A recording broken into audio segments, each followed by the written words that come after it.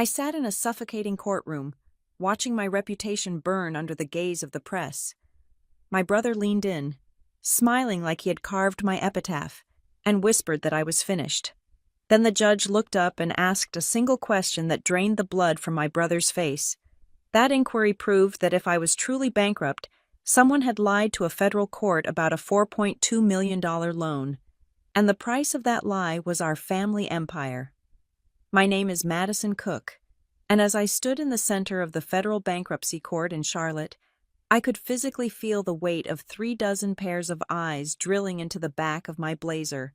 I was 36 years old. I was the founder of Haven Ridge Development Company. And if the piece of paper currently resting under the sweaty palm of my brother's lawyer was to be believed, I was also destitute, incompetent, and a financial leech on the noble Monroe family legacy. The courtroom air was recycled and stale, smelling faintly of floor wax and old anxiety. It was 10 in the morning on a Tuesday, yet the gallery was packed. This was not normal for a bankruptcy hearing. Usually, these proceedings are dry.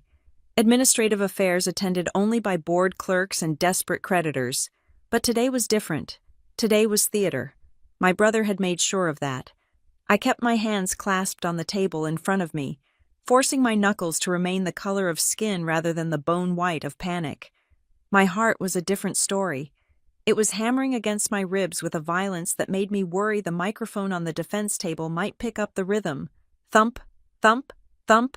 To my right sat Derek Monroe, my older brother, the golden boy. He shifted in his chair, the expensive fabric of his custom navy suit whispering against the wood. He smelled of sandalwood and the specific, acrid confidence of a man who believes he has already won. He leaned toward me, crossing the invisible boundary line between plaintiff and defendant. He did not look at me directly. He looked past my ear, playing to the cameras at the back of the room. "Prepare to be paraded," he whispered. The words were soft, barely an exhale, but they hit me like a physical slap. It was a threat, but it was also a promise. Derek had not just come to sue me. He had come to dismantle me. He wanted to strip the flesh of my reputation from the bone, right here in front of the local press, the real estate sharks, and the bloggers who fed on corporate gossip like vultures on a carcass. Behind him, in the first row of the gallery, sat our parents. I had made the mistake of glancing back at them when the bailiff called the court to order. My mother was dabbing at her eyes with a lace handkerchief, a prop she must have pulled from the depths of a drawer she hadn't opened since her own mother's funeral. She was crying on cue, performing the role of the heartbroken matriarch, watching her wayward daughter face justice. My father stood next to her, a statue carved from granite and disappointment. He wore his boardroom face cold, impenetrable, devoid of affection. They were not here to support me. They were here as VIP spectators to a public execution. "All rise," the bailiff had droned, and we had risen. But the heaviness in my legs had nothing to do with gravity. Now, we were 20 minutes into the opening statements, and Miles Croft, the Monroe family's longtime attorney, was putting on a masterclass in fiction. Croft was a man who wore bow ties without irony and spoke with a syrupy southern drawl that made poison sound like peach tea. He paced the floor in front of Judge Leland Hart, gesturing broadly with a manicured hand. "Your Honor," Croft said, his voice dropping to a register of sorrowful reluctance, "this is not a filing we make lightly. The Monroe family values privacy above all else. But when a member of that family accepts a loan of $4.2 million to salvage a failing business venture and then refuses to acknowledge that debt, while the company spirals into insolvency, hard choices must be made." $4.2 million. He said the number slowly, enunciating every syllable. He wanted it to hang in the air. He wanted the reporters in the back row to scribble it down in their notepads. He wanted the tweet to go out before he even finished his sentence. The plaintiff, Mr. Derek Monroe, extended this lifeline out of brotherly love, Croft continued, pausing to look affectionately at Derek, who managed to look suitably tragic. He sought to save Haven Ridge Development from its own mismanagement, but as the evidence will show, Ms. Cook's company is a shell. It is underwater. It has ceased to be a functional entity and has become a drain on the creditors who trusted her. We are asking for an involuntary Chapter 7 ruling to stop the bleeding. I stared straight ahead at the Great Seal of the United States hanging behind the judge's bench. Mismanagement. A shell. Underwater.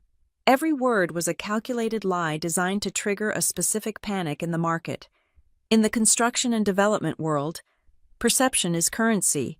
If the subcontractors think you cannot pay, they walk off the job. If the suppliers think you are insolvent, the steel and the lumber stop arriving. If the city council thinks you are unstable, the permits vanish.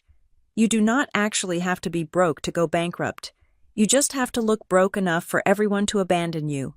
Derek knew this. My father knew this. They were not trying to get $4.2 million back, because the money had never existed in the first place. They were trying to create a self-fulfilling prophecy. Beside me, my lawyer, Dana Whitlock, remained perfectly still. Dana was the antithesis of Miles Croft. She did not pace. She did not use flowery adjectives. She wore a charcoal suit that looked like armor, and her hair was pulled back so tightly it looked painful. She was the best corporate litigator in Charlotte, not because she was loud, but because she was lethal. While Croft droned on about familial duty and financial recklessness, Dana did not object. She did not scoff. She simply watched the judge. Judge Leland Hart was a man in his 60s, with a face that looked like it had been eroded by decades of listening to lawyers lie. He sat high up on the bench, peering over reading glasses that had slid down the bridge of his nose. He had barely moved since the session began. He was flipping through the initial motion filed by Derek's team, his expression bored, almost sleepy. Croft finally wound down his opening monologue. In conclusion, Your Honor, the insolvency of Haven Ridge Development is not a matter of debate. It is a matter of arithmetic. We simply ask the court to recognize the reality that Ms. Cook refuses to see. Croft sat down. Derek patted him on the arm. My mother let out a small, audible sob from the gallery. Ms. Whitlock, Judge Hart said. He did not look up from the papers. Does the defense wish to make an opening statement? Dana stood up. She did not walk to the podium. She stood at our table, her hands resting on the cool wood. We do, Your Honor, Dana said. Her voice was cool, clear, and utterly devoid of emotion. But we believe we can save the court's valuable time. The plaintiff's entire argument rests on the assertion that Haven Ridge Development Company is insolvent and that Ms. Cook is currently unable to meet her financial obligations. That is the definition of bankruptcy, Ms. Whitlock, the judge drawled, finally looking up. Indeed, Dana said. She reached into her briefcase. She did not pull out a speech. She did not pull out a laptop. She pulled out a single, thick binder. It was 3 inches thick, bound in black plastic. She placed it on the defense table. It made a heavy, dull thud that echoed in the quiet room. It sounded like a brick hitting the floor. It sounded like a weapon.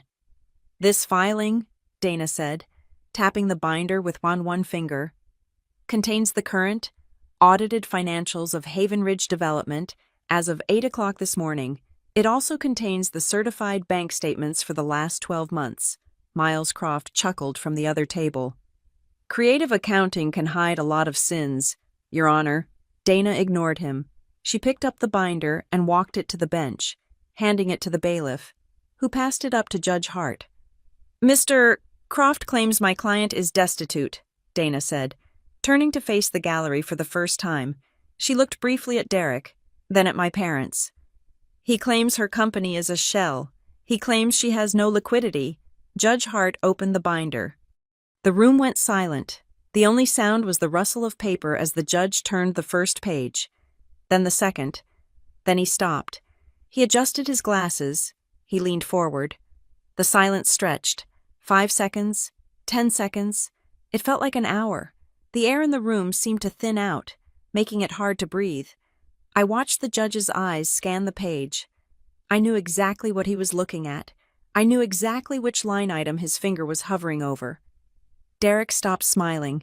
He shifted in his seat, looking at Croft.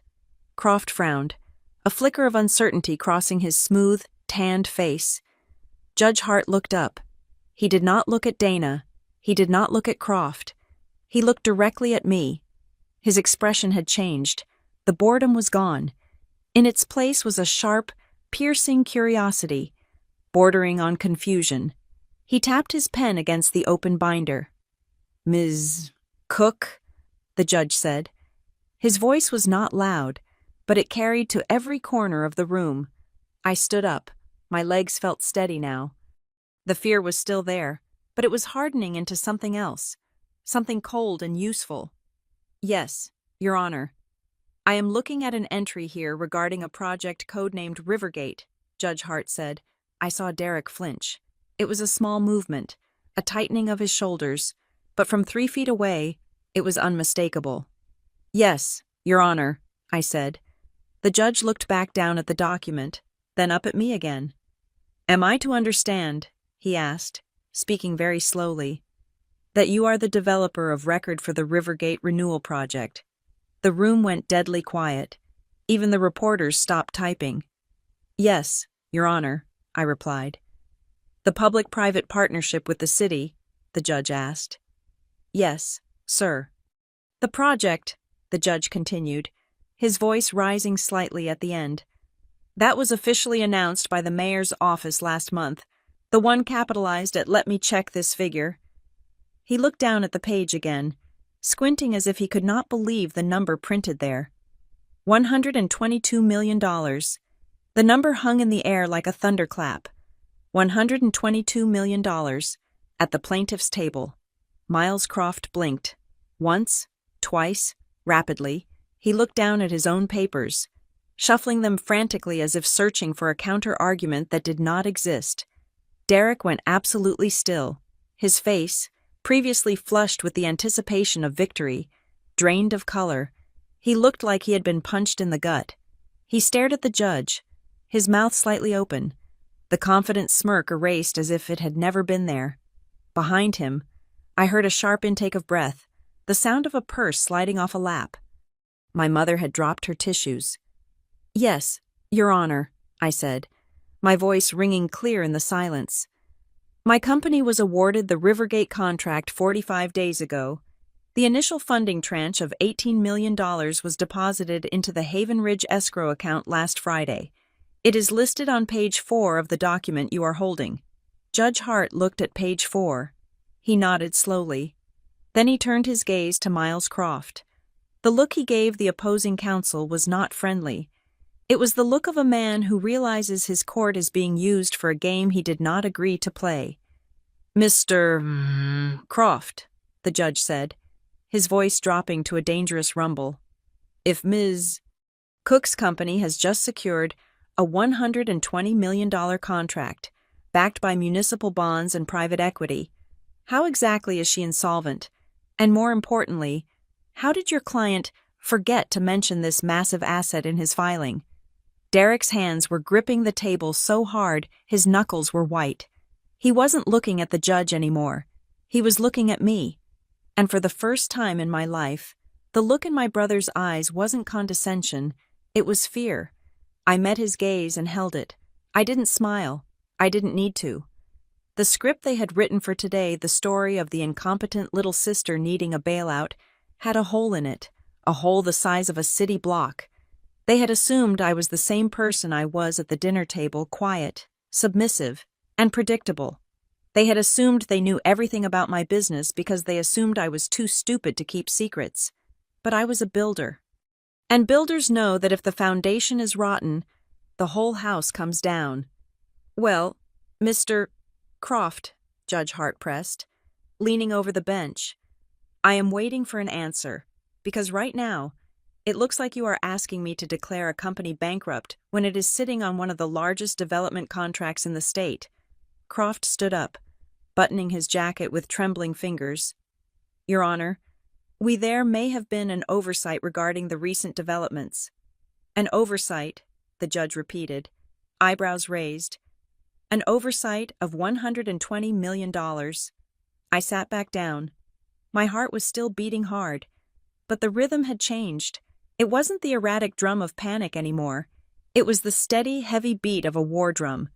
This was just the beginning.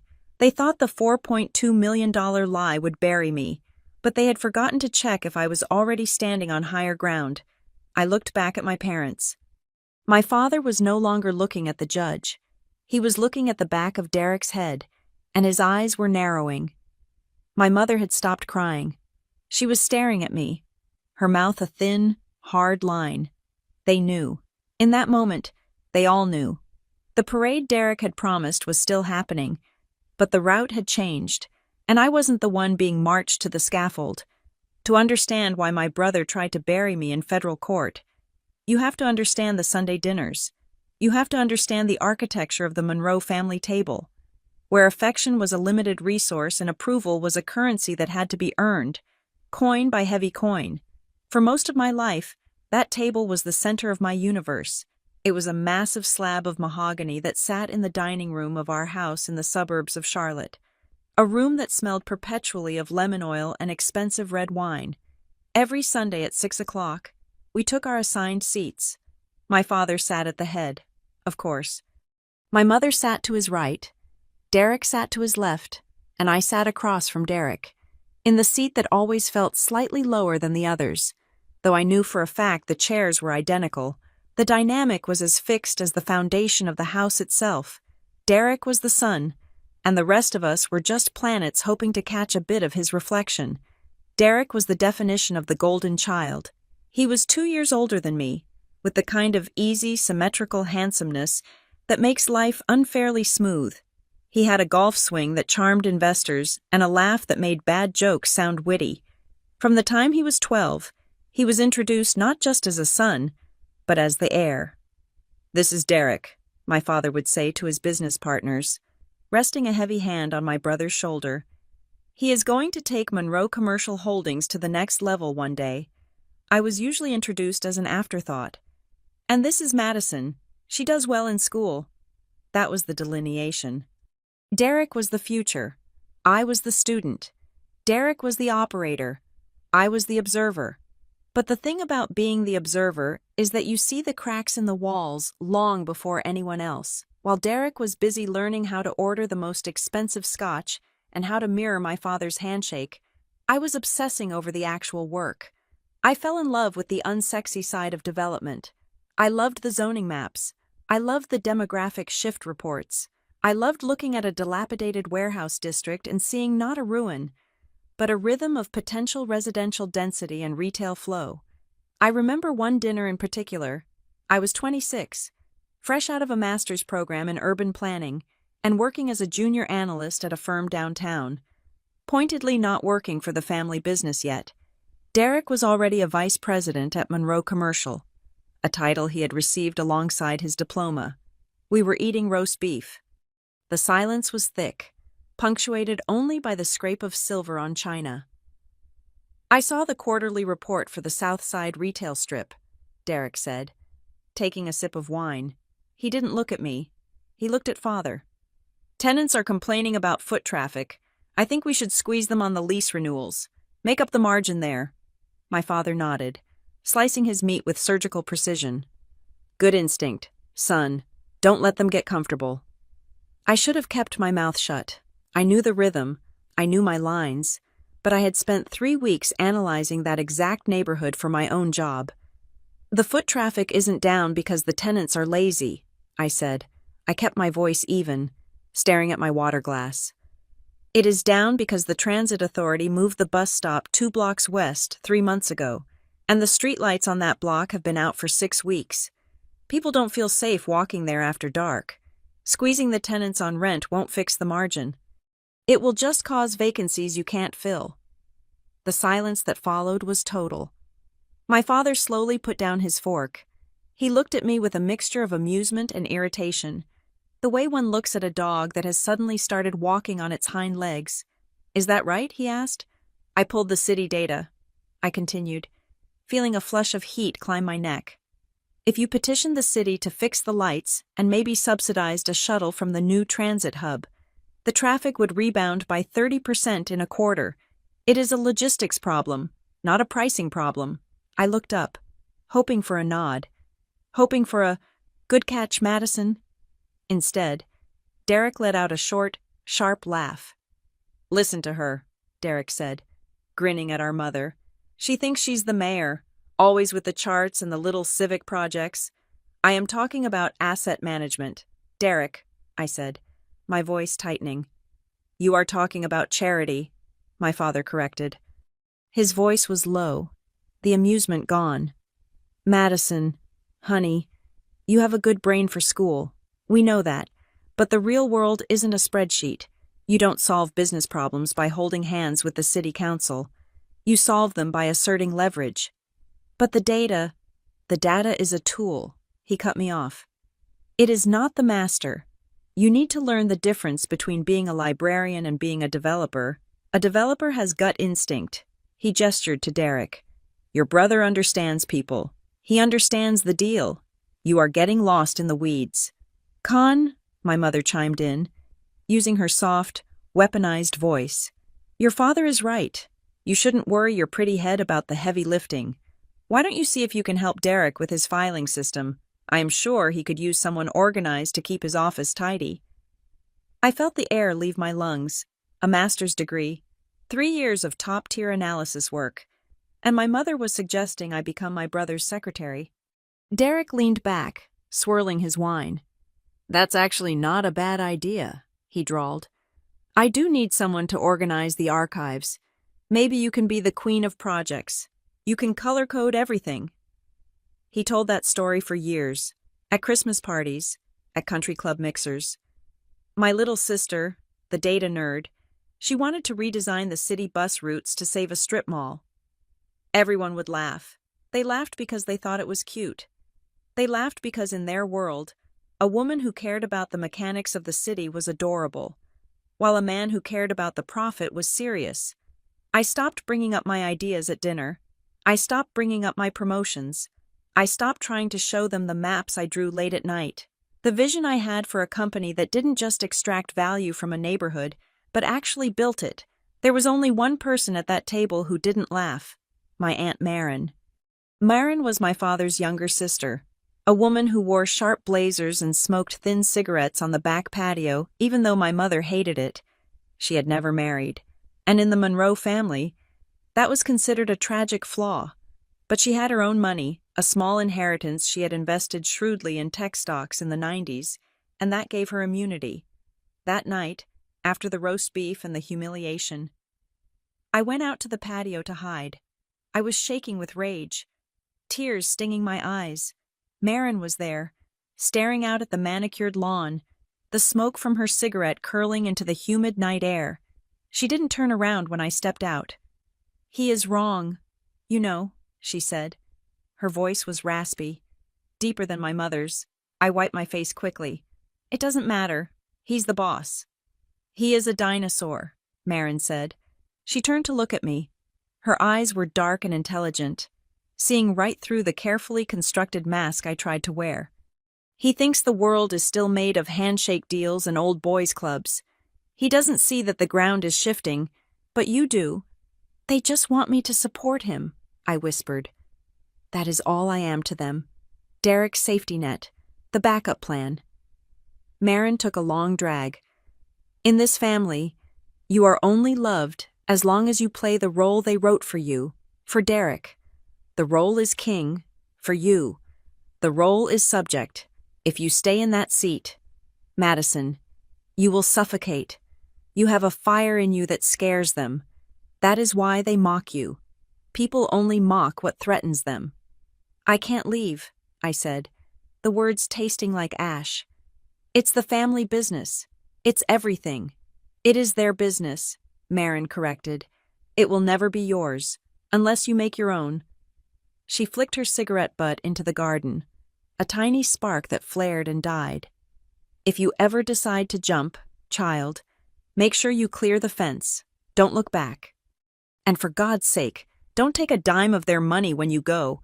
If they pay for your ticket, they own the destination. That conversation planted the seed. It took 2 more years for it to germinate. 2 years of watching Derek fail upward, watching him make disastrous acquisitions based on ego, while my father applauded his boldness. I watched them ignore the sustainability trends, ignore the shift toward mixed-use zoning, ignore the very data I lived and breathed. The breaking point wasn't an explosion, it was a whimper. I had brought a proposal to my father, a small, adaptive reuse project I wanted to run under the Monroe umbrella. It was solid, it was safe, it was profitable. He didn't even read it. He handed it to Derek. "Let your brother take a look," he said. "If he thinks it's cute, maybe he will let you manage the decoration." Derek lost the file. He literally lost it. 2 weeks later, he asked me if I had a copy because he needed scratch paper. That was the day I walked into the bank. I had $70,000 in savings, money I had hoarded from my salary, eating cheap takeout and driving a 10-year-old sedan while Derek leased a new Porsche every year. It wasn't enough. I needed more. I applied for a small business administration loan. I sat across from a loan officer who looked at my business plan, really looked at it, and didn't ask who my father was. He asked about my cap rates. He asked about my construction timeline. He treated me like a developer. When I got the approval letter for the loan, I didn't feel joy. I felt a terrifying, electric vertigo. I resigned from the firm I was working for. I incorporated Haven Ridge Development Company. And then I went to the house to tell my parents. I didn't ask for their blessing. I just told them. "I am striking out on my own," I said. We were in the living room. The TV was on. Muted. My mother looked like I had slapped her. "But why, Derek was just saying he might have a spot for you in leasing next year." "I don't want a spot in leasing," I said. "I want to build." My father laughed. It was a cold, dry sound. "You will be back in 6 months," he said. "Real estate eats little girls alive. Madison, you don't have the stomach for the risk." He reached into his pocket and pulled out a checkbook. He wrote a check for $10,000 and held it out to me. "Here, for your rent, so you don't starve when this little experiment fails." I looked at the check. I looked at his smirk. I looked at Derek, who was lounging on the sofa, scrolling on his phone, barely paying attention to the sister who was walking out of his life. I remembered Marin's voice. "If they pay for your ticket, they own the destination." "No, thank you," I said. My father frowned. "Don't be proud. It's foolish." "It's not pride," I said. "It's leverage. You taught me that. If I take your money, I take your input. And I don't want either." I walked out of that house with my heart hammering against my ribs, a sensation that would become my constant companion for the next 5 years. I drove away in my old car, leaving behind the mahogany table, the heavy red wine, and the role of the obedient daughter. I thought I had escaped them. I thought that by refusing their money, I had immunized myself against their control. I didn't realize then that for people like my father and Derek, control isn't just about money, it is about gravity. They couldn't stand that a planet had spun out of orbit. They couldn't stand that I was creating my own gravity. And as I drove toward the tiny, windowless office I had rented above a dry cleaner, I had no idea that my success wouldn't just prove them wrong. It would make them dangerous. I thought I was just starting a business. In reality, I was starting a war. They just waited until I had something worth destroying before they fired the first shot. The smell of perk and steam from the dry cleaner downstairs eventually faded, replaced by the sharper, cleaner scents of fresh toner, blueprint paper, and the stale coffee that fuels legitimate ambition. The transition of Haven Ridge Development Company from a desperate idea into a functional machine did not happen overnight, but looking back, it felt like a time-lapse video where the steel beams rise and the glass skins the skeleton of a building in seconds. I stopped being just Madison, the girl who liked maps. I became Madison Cook, the woman you called when you wanted a mixed-use site to actually work. I hired a structural engineer named Silas, a man with 50 years of experience who had been pushed out of his old firm for being too slow. He wasn't slow, he was thorough. I hired a zoning attorney who knew the city code better than the people who wrote it. We were a small team, a ragtag collection of the overlooked and the undervalued, operating out of a renovated loft space in the South End that I had secured for a song because the HVAC was broken. We fixed the HVAC ourselves. Our first real win was a retrofit of an old textile mill into 42 residential units. It was the kind of project Monroe Commercial Holdings would have laughed at. The margins were tight. The environmental remediation was a headache, and the timeline was aggressive. But we delivered it 3 weeks early and 4% under budget. When the ribbon was cut, my father was not there, Derek was not there, but the city councilor for District 3 was, and so was the vice president of the regional bank that had backed me. "You have an eye for the bones of a place," the banker told me, shaking my hand firmly. "Most developers just see the land value. You see the life." That compliment meant more to me than 2 decades of my father's silence. We moved from the textile mill to a block of affordable housing combined with ground floor retail, then a boutique hotel in the arts district. My signature was becoming clear, sustainable, community integrated, and data-driven. I wasn't guessing where people wanted to live. I was analyzing traffic patterns, utility usage, and demographic shifts to prove it. While Haven Ridge was climbing the ladder, rung by sweaty rung, Monroe Commercial Holdings was beginning to slip. It wasn't a crash, it was a slow leak. My father and Derek were still operating on the business model of the 1990s. They bought big, flashy retail centers and assumed the tenants would line up. But the world had changed. E-commerce was eating their lunch. Their flagship asset, the Northwood Plaza, was bleeding. It was a massive concrete island of big box stores that was currently 30% vacant. I heard the whispers in the industry. I saw the names of their tenants popping up on bankruptcy watch lists. Worse, I knew how my father structured his debt. He loved variable rate loans because the initial payments were low.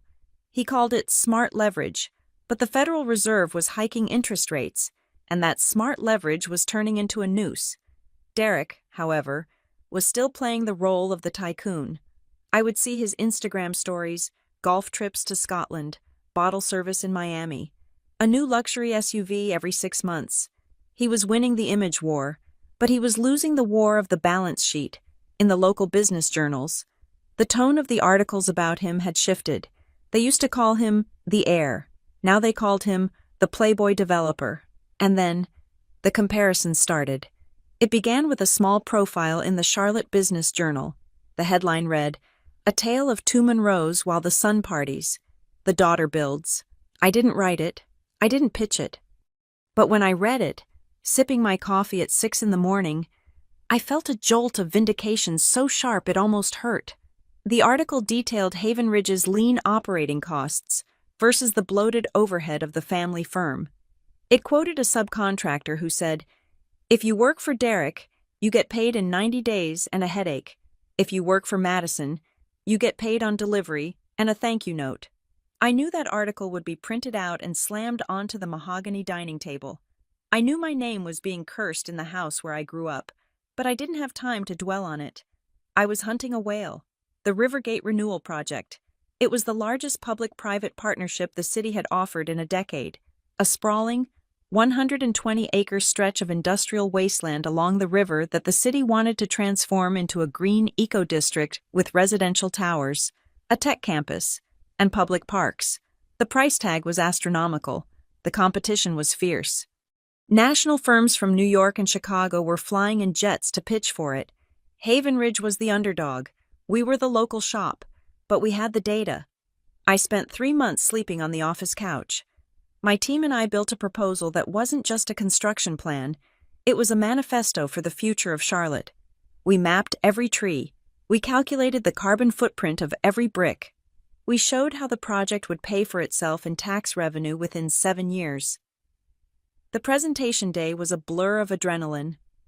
I stood in front of the city council and the urban planning committee, wearing a suit I couldn't really afford, and I spoke for 40 minutes without looking at a single note card. I poured everything I knew, everything I had learned while sitting silent at my father's table, into that microphone. 2 weeks later, the call came. I was on a job site, wearing mud-caked boots, shouting over the noise of a jackhammer. My phone vibrated. It was the mayor's chief of staff. Ms. Cook, she said, we have made our decision. The council voted unanimously. Rivergate is yours. I dropped my phone in the mud. I had to scramble to pick it up, wiping the screen on my jeans. My hands shaking so hard I could barely hold the device. We had won. We had beaten the giants. We had secured a project capitalized at over $120 million. The press release went out the next morning at 8 o'clock. By 8:15, my inbox was broken. By 8:30, the office phone was ringing nonstop. LinkedIn requests, investment offers, congratulations from people who hadn't spoken to me since high school. And at 11 o'clock, my personal cell phone rang. Caller ID, father. I stared at the screen. The vibration felt like a warning buzzer. I let it go to voicemail. Then it rang again. Caller ID, mother. I picked up. Madison. Her voice was breathless, high-pitched, the tone she used when she wanted to pretend everything was perfect. Oh, honey. We just saw the news. It is on the television right now. Hello, Mom, I said, leaning against my desk, watching my team high-five in the conference room through the glass wall. We are so proud, she gushed. The words sounded foreign in her mouth. Your father is just beaming. He says he always knew you had his grit. I almost laughed. He told me I would be back in 6 months. Mom, it has been 5 years. Oh, stop living in the past. She dismissed my memory with a breezy sigh. Listen, darling, we are going to have a celebratory dinner tonight. The club, 7 o'clock. Just family. You have to come. Your father wants to toast you. I should have said no. I should have stayed in my office with the people who actually helped me build this. But a small, stupid part of me, the part that was still the little girl at the lower end of the table, wanted to see it. I wanted to see them acknowledge me. I walked into the country club that evening wearing the same suit I had worn to the pitch. Derek and my parents were already seated at their usual table by the window. The atmosphere was weirdly festive. My father stood up and hugged me, a stiff, awkward embrace that smelled of desperation. Derek raised a glass of scotch. To the heavy hitter, Derek said, flashing a smile that didn't quite reach his eyes. Rivergate, that is a monster. Maddie, seriously, good kill. We ordered, we ate. They asked polite questions about the timeline. They didn't interrupt me. It felt like the Twilight Zone. Then, the check came, and with it, the pivot. You know, my father said, leaning back and tenting his fingers, a project this size, it is a lot for a boutique shop to handle. The liability alone is a nightmare. I have excellent insurance, I said, putting down my fork, and a legal team. Of course, he soothed. But the city, they get nervous with small firms. They like stability. They like legacy. He looked at Derek. Derek straightened his tie. We were thinking, my father continued, his voice dropping to that reasonable, boardroom tone. It would be a shame for you to stumble on the execution because you were understaffed. Monroe Commercial has the infrastructure. We have the vendor relationships. We were thinking we could come on as a strategic partner. I went very still. A partner. A consultant, Derek interjected quickly. I could come on as a co-lead, handle the optics, the political side. You know I am good with the city boys. You handle the dirt and the math. I handle the ribbon cuttings and the investors. We rebranded as a Monroe family project. It solidifies your standing, and it reminds everyone that the Monroe name owns this town. Plus, my mother added, reaching across to touch my hand, it would be so good for Derek. He has had a rough quarter with the market turning. It would look very good for the family if you two were united. There it was. They didn't want to celebrate me. They wanted to harvest me. They needed Rivergate. They needed the cash flow, the press, the momentum. They needed to graft Derek's dying branch onto my healthy tree to keep him green. They wanted me to do the work, take the risk, and let Derek take the bow. Just like the bus routes, just like the filing system. I looked at my father. I looked at my mother. And finally, I looked at Derek. No, I said. The word hung over the table, heavier than the chandelier. Excuse me, my father said, his smile freezing. No, I repeated. I have a team, I have the vendors, and I have the contract. The city awarded it to Haven Ridge, not Monroe Commercial. I am not bringing on partners. Madison, my father snapped, the mask slipping. Don't be selfish. Your brother needs this exposure. The company needs this. That sounds like a Monroe Commercial problem, I said, standing up. Not a Haven Ridge problem. You are being petty, Derek spat. The charm evaporated instantly. You think you are hot stuff because you tricked the city council? You are going to drown out there. Madison, you need us. I have been swimming for 5 years. Derek, I said, picking up my purse. I haven't drowned yet, and I'm not going to let you use my life jacket. I looked at Derek one last time. I expected to see the usual petulance, the spoiled anger of a child denied a toy, but I didn't see that. I saw something else. His eyes had gone flat and dark. It wasn't just jealousy anymore. It was cold, calculating malice. He wasn't looking at a sister he was annoyed with. He was looking at an obstacle he needed to remove. He looked like a man who realized that if he couldn't own the building, his only other option was to burn it down. We will see how long you last, Derek said softly. I walked out of the club, my heart racing, not with fear, but with the adrenaline of a bridge finally, fully burned. I got into my car and checked my phone. There was a text message from Aunt Marin. She must have heard about the dinner invitation from my mother. The message was short. If they invited you to the table after you won, they are not hungry for your company. They are just hungry. Lock your doors. Child? I looked at the message, then back at the glowing windows of the country club. I started the engine. I didn't know it then, but Derek had already started making calls. The war wasn't coming. It had just walked in the front door. The notification arrived at 2:14 in the afternoon on a Tuesday. I was standing in the break room of Haven Ridge's office, debating between a stale bagel and a granola bar, my mind occupied with the mundane logistics of a concrete pour scheduled for Thursday. The office was humming with the low, productive buzz of my team phones ringing, keyboards clacking, the unspooling of large-format prints.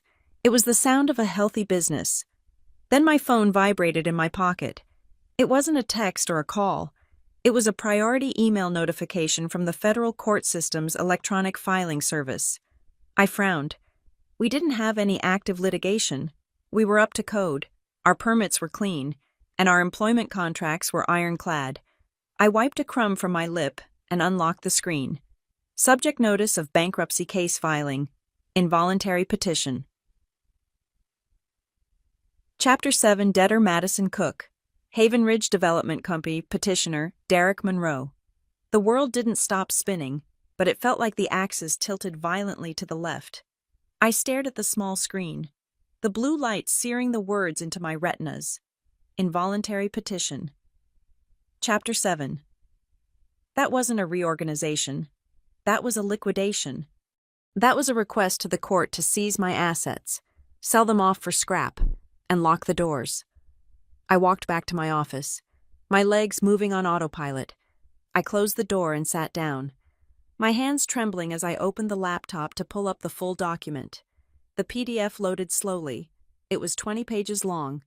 Allegation: the petitioner, Derek Monroe, asserts that he extended a personal emergency loan of $4.2 million to the debtor 18 months ago to prevent operational failure.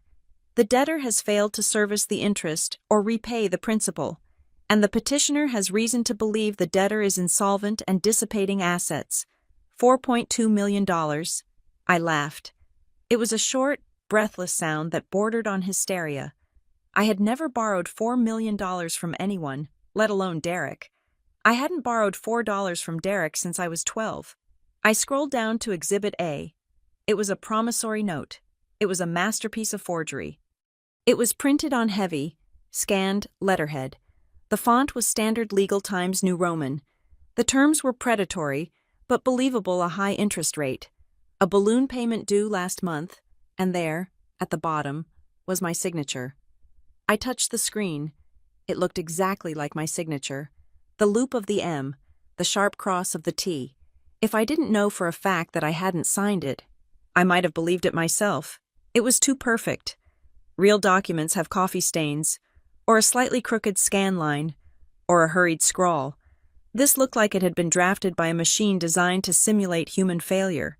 Before I could even process the legal implications, my desk phone rang, then my cell phone, then the desk phone again. I looked at my computer screen. A Google alert. I had set up for Haven Ridge, had just triggered. Charlotte Biz, beat Rivergate developer in financial ruin, brother files to force bankruptcy. I clicked the link. The article had been posted 6 minutes ago. 6 minutes. The court filing had only hit the system 10 minutes ago. The article was vicious. It didn't use words like allegedly nearly enough. It painted a picture of a desperate, flailing girl boss who had bitten off more than she could chew with the massive Rivergate project and had secretly begged her successful family for a bailout. It quoted an anonymous source close to the family saying, "It is tragic. Really, we just want to stop her from digging a deeper hole." The quote sounded like Miles Croft, their lawyer. It had his cadence. My cell phone was now vibrating continuously, dancing across the surface of my desk. I looked at the caller ID. It wasn't family. It was Jim Vance, the owner of the excavation company we had hired for Rivergate. I picked up. "Hello, Jim." "Madison," Jim said. He didn't say hello. His voice was tight. "I just saw the alert. My accounts receivable girl is asking if we need to pull the crews off the site."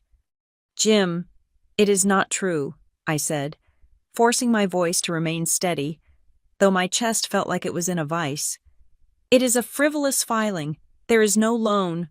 I have the liquidity." "It says 4.2 million, Madison," Jim said. "That is a big number to make up. And Chapter 7. If the feds lock your accounts, I don't get paid on Friday. I can't float a crew of 40 guys on a promise.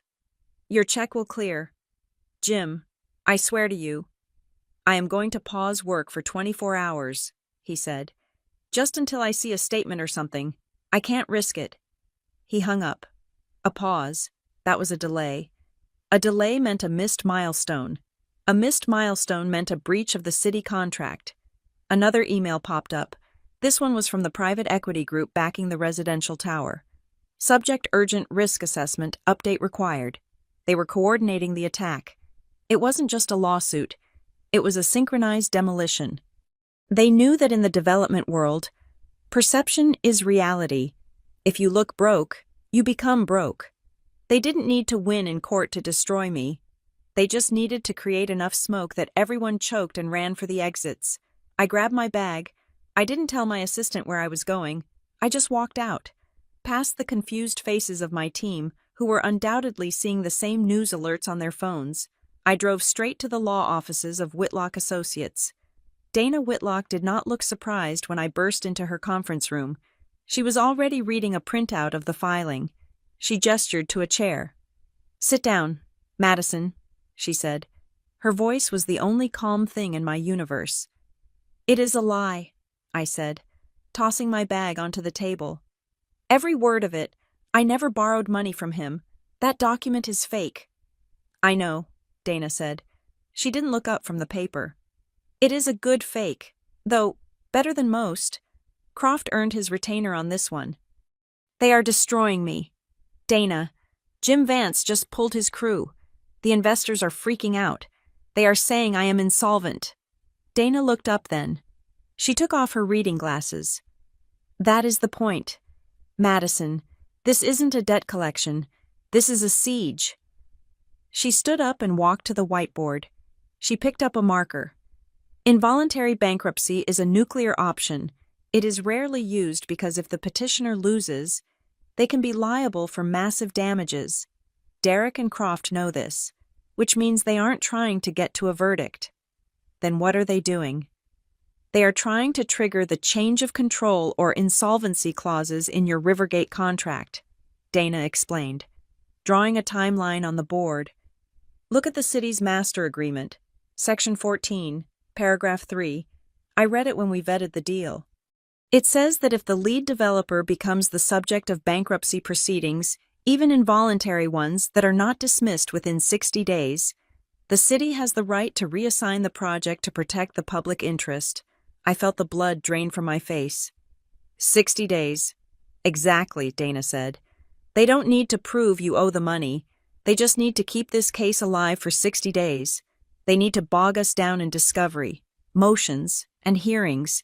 If they drag it out, the city gets nervous. The city cancels your contract.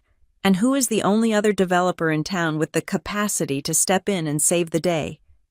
Derek, I whispered. Derek, she confirmed. He doesn't want $4.2 million. He wants the $120 million project, and he wants you to be so humiliated, so toxic to lenders, that you have to crawl back to the family or leave town.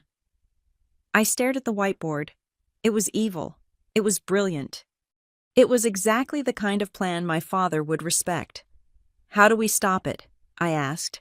If we just argue, it takes months. We need to kill it now. Dana sat back down. She tapped the promissory note with a manicured fingernail. We kill it by proving bad faith, and we do that by following the money, or rather, the lack of it. She flipped to the second page of the filing.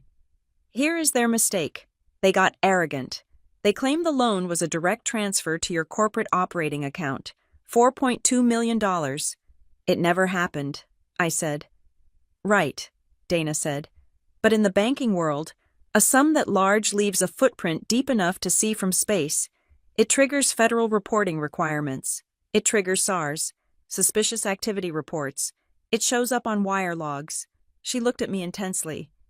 I am going to file an emergency motion for expedited discovery. We are going to demand the wire confirmation numbers. We are going to demand the bank records from their side. If they can't produce a transaction ID for a $4 million wire, the judge will see this for what it is. But they will delay producing them, I said. They will say it takes time. We will force them, Dana said. But Madison, there is something else. She slid the filing across the table to me.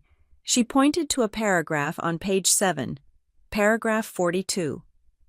The debtor has recklessly managed funds, specifically regarding the allocation of the contingency budget for the West Sector grading, which was overspent by 15% due to poor planning.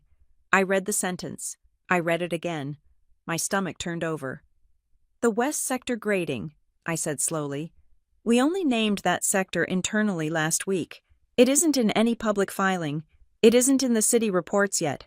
Dana nodded. Her expression was grim. And the 15% overspend, is that accurate? Yes, I said. But it wasn't poor planning. It was a sinkhole we had to fill. We moved money from the landscaping budget to cover it. It was a smart fix. It doesn't matter if it was smart, Dana said softly. What matters is that it is true, and it is private. I looked at her, understanding dawning on me like a cold sweat. They have the exact number, I said. They have the internal code name for the sector. You don't just have a legal problem. Madison, Dana said, leaning forward, you have a mole. Someone in your office isn't just watching you work. They are feeding Derek the ammunition he needs to write this script. I thought of my team, the people I had hired, the people I ate lunch with, Gavin, the project manager who had been with me since the mill project, Lila, the quiet girl in finance, Marcus, the architect. Who? I asked. I don't know yet, Dana said. But look at the loan agreement again. The date. I looked. November 12th, 2 years ago. Does that date mean anything to you? Dana asked. No, I said initially. Then I paused. Wait, November 12th. That was the day I had the flu. I was out of the office for 3 days. I didn't sign anything that week. But someone had access to your digital signature file, Dana said. Or someone had access to a physical document you signed for something else, scanned it, and handed it to Croft to Photoshop. She closed the folder. The sound was like a gunshot in the quiet room. We are going to fight the bankruptcy, Dana said. But if we want to win, we have to catch the spy, because right now, Derek knows your moves before you make them. He didn't just guess that you were vulnerable. Someone gave him the blueprint to your destruction. I stood up. The panic had receded, replaced by a cold, hard rage. I wasn't just being sued, I was being hunted from the inside. "I need to go back to the office," I said. "Be normal," Dana warned. "Don't fire anyone, don't scream. If you spook them, they go to ground. We need them to feel safe. We need them to make one more delivery to Derek." And then, Dana smiled, a sharp, dangerous expression that made me glad she was on my side. "We feed them a poison pill." I walked out of her office into the bright afternoon sun. My phone was still buzzing with messages from terrified subcontractors. The world thought I was broke. My family thought I was finished. But as I got into my car, I didn't feel like a victim anymore. I felt like a CEO who had a company to clean. I drove back to Haven Ridge, walked through the front door, and smiled at everyone I saw. I looked at their faces, wondering which one of them was selling my life to my brother for cash. "Everything okay, boss?" Gavin asked, looking up from a blueprint. He looked concerned, genuine. "Fine, Gavin," I lied, not breaking stride. "Just a clerical error. We will sort it out." I walked into my office and closed the blinds. Then I called our IT security contractor on my personal burner phone. It was time to set a trap. Returning to the Haven Ridge office felt like walking onto a film set where the genre had suddenly shifted from a workplace drama to a Cold War thriller. The physical space was the same, the exposed brick walls, the sleek glass partitions, the architectural models on the display tables, but the atmosphere had curdled. Before the lawsuit, the silence in the office had been the productive quiet of deep focus. Now, it was the heavy, suffocating silence of people holding their breath. I sat at my desk, the door open just an inch, watching my team through the gap. I had built this company on transparency. We had open book management. We shared profits. I knew the names of their spouses and their dogs. But as I watched them work, a poisonous thought took root in my mind. One of these people was selling me out. One of them was looking at me, smiling, and then forwarding my life to Derek. My lawyer, Dana Whitlock, had been clear. The specific data in Derek's lawsuit, the 15% overage on the West Sector grading, the exact dollar amount of the contingency fund could not have been guessed. It was internal data. It was protected. I started tracking everything. I became a hawk. My eyes landed first on Gavin Rooks. Gavin was my senior project manager. He was a big, boisterous guy who had been with me for 3 years. He was good at his job, but lately, his behavior had shifted. In the 48 hours since the news broke, Gavin had been acting like a man with a secret. I watched him walk to the shared printer for the 3rd time that morning. He glanced over his shoulder, snatched the papers from the tray, and practically ran back to his cubicle. He was sweating, even though the thermostat was set to 70 degrees. Later that afternoon, he knocked on my door. "Hey, boss," he said, shifting his weight from foot to foot. I was looking at the cash flow projections for next month." "Why?" I asked, keeping my voice neutral. "Finance handles the projections, Gavin. You just need to manage the schedule." Right, he stammered. "It is just with the lawsuit and everything, I wanted to make sure the vendor payments for the steel delivery were secured. The supplier is asking questions. The steel is paid for," I said. "You know that." "Okay, good. I just wanted to double-check the contingency fund, just in case." He was fishing. He was asking about the exact accounts Derek was trying to freeze. When he left my office, I wrote his name on a notepad and circled it 3 times. It felt like a betrayal that physically hurt my chest. Gavin had been there when we won the Rivergate bid. He had popped the champagne. That evening, a secure email arrived from Dana. Subject: Access Logs, IT. Forensics. I opened the attachment. Dana's forensic IT specialist had pulled the server logs for the past 2 weeks. The email was brief. "We found a localized download of the Rivergate master budget file. It happened last Tuesday at 2:11 in the morning. The user credentials used to access the file belonged to Gavin Rooks." I stared at the screen. There it was. Proof. Gavin had logged in remotely in the middle of the night, downloaded the one file that contained the damning, albeit contextual, financial data. And 3 days later, that data appeared in my brother's lawsuit. I wanted to fire him immediately. I wanted to march out there, throw the log in his face, and scream at him until he admitted how much Derek had paid him to stab me in the back. But I remembered Dana's warning. Don't spook them. We need to be sure. If I fired Gavin now, the leak would stop. But I wouldn't prove the conspiracy. I needed to catch the line flowing directly from my office to Derek's lawyer. I needed to prove that the information didn't just leave my building, but that it arrived on Miles Croft's desk. I needed a trap. The next morning, I called a mandatory strategy session for the senior leadership team. It was a small group, just 4 people. There was Gavin, looking pale and nervous. There was Lila Grant, my cost controller, a quiet, mousy woman in her late 20s who barely spoke above a whisper and was brilliant with spreadsheets. There was Marcus, the lead architect, who was currently sketching on his iPad and looked bored by the drama. And there was my executive assistant, Sarah. I closed the conference room door and locked it. I turned off the overhead projector. I made a show of putting my phone in the center of the table and asked them to do the same. Listen, I said, leaning forward, lowering my voice to a conspiratorial hush. I am going to tell you something that cannot leave this room. The lawsuit is getting aggressive. They are trying to seize our physical records and our hard drives to fish for more evidence to twist against us. Gavin looked up, his eyes wide. Can they do that? They can try, I said. But I'm not going to let them. Tonight, I am moving the physical archives and the redundant hard drive backups. Moving them where? Marcus asked, looking up from his iPad. I have rented a secure, climate-controlled storage facility in Boise, Idaho. I lied. I said it clearly. Boise, Idaho. It was absurd. There was no reason to move files to Idaho. I could have moved them to a safety deposit box down the street.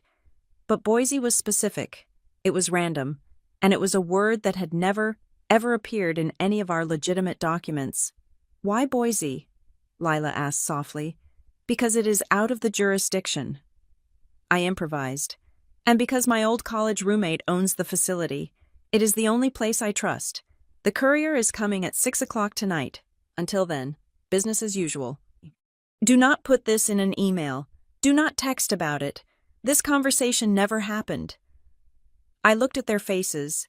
Gavin looked terrified. Marcus looked indifferent. Lila looked down at her notebook and scribbled something. Okay, I said. Let's get back to work. The waiting was the hardest part.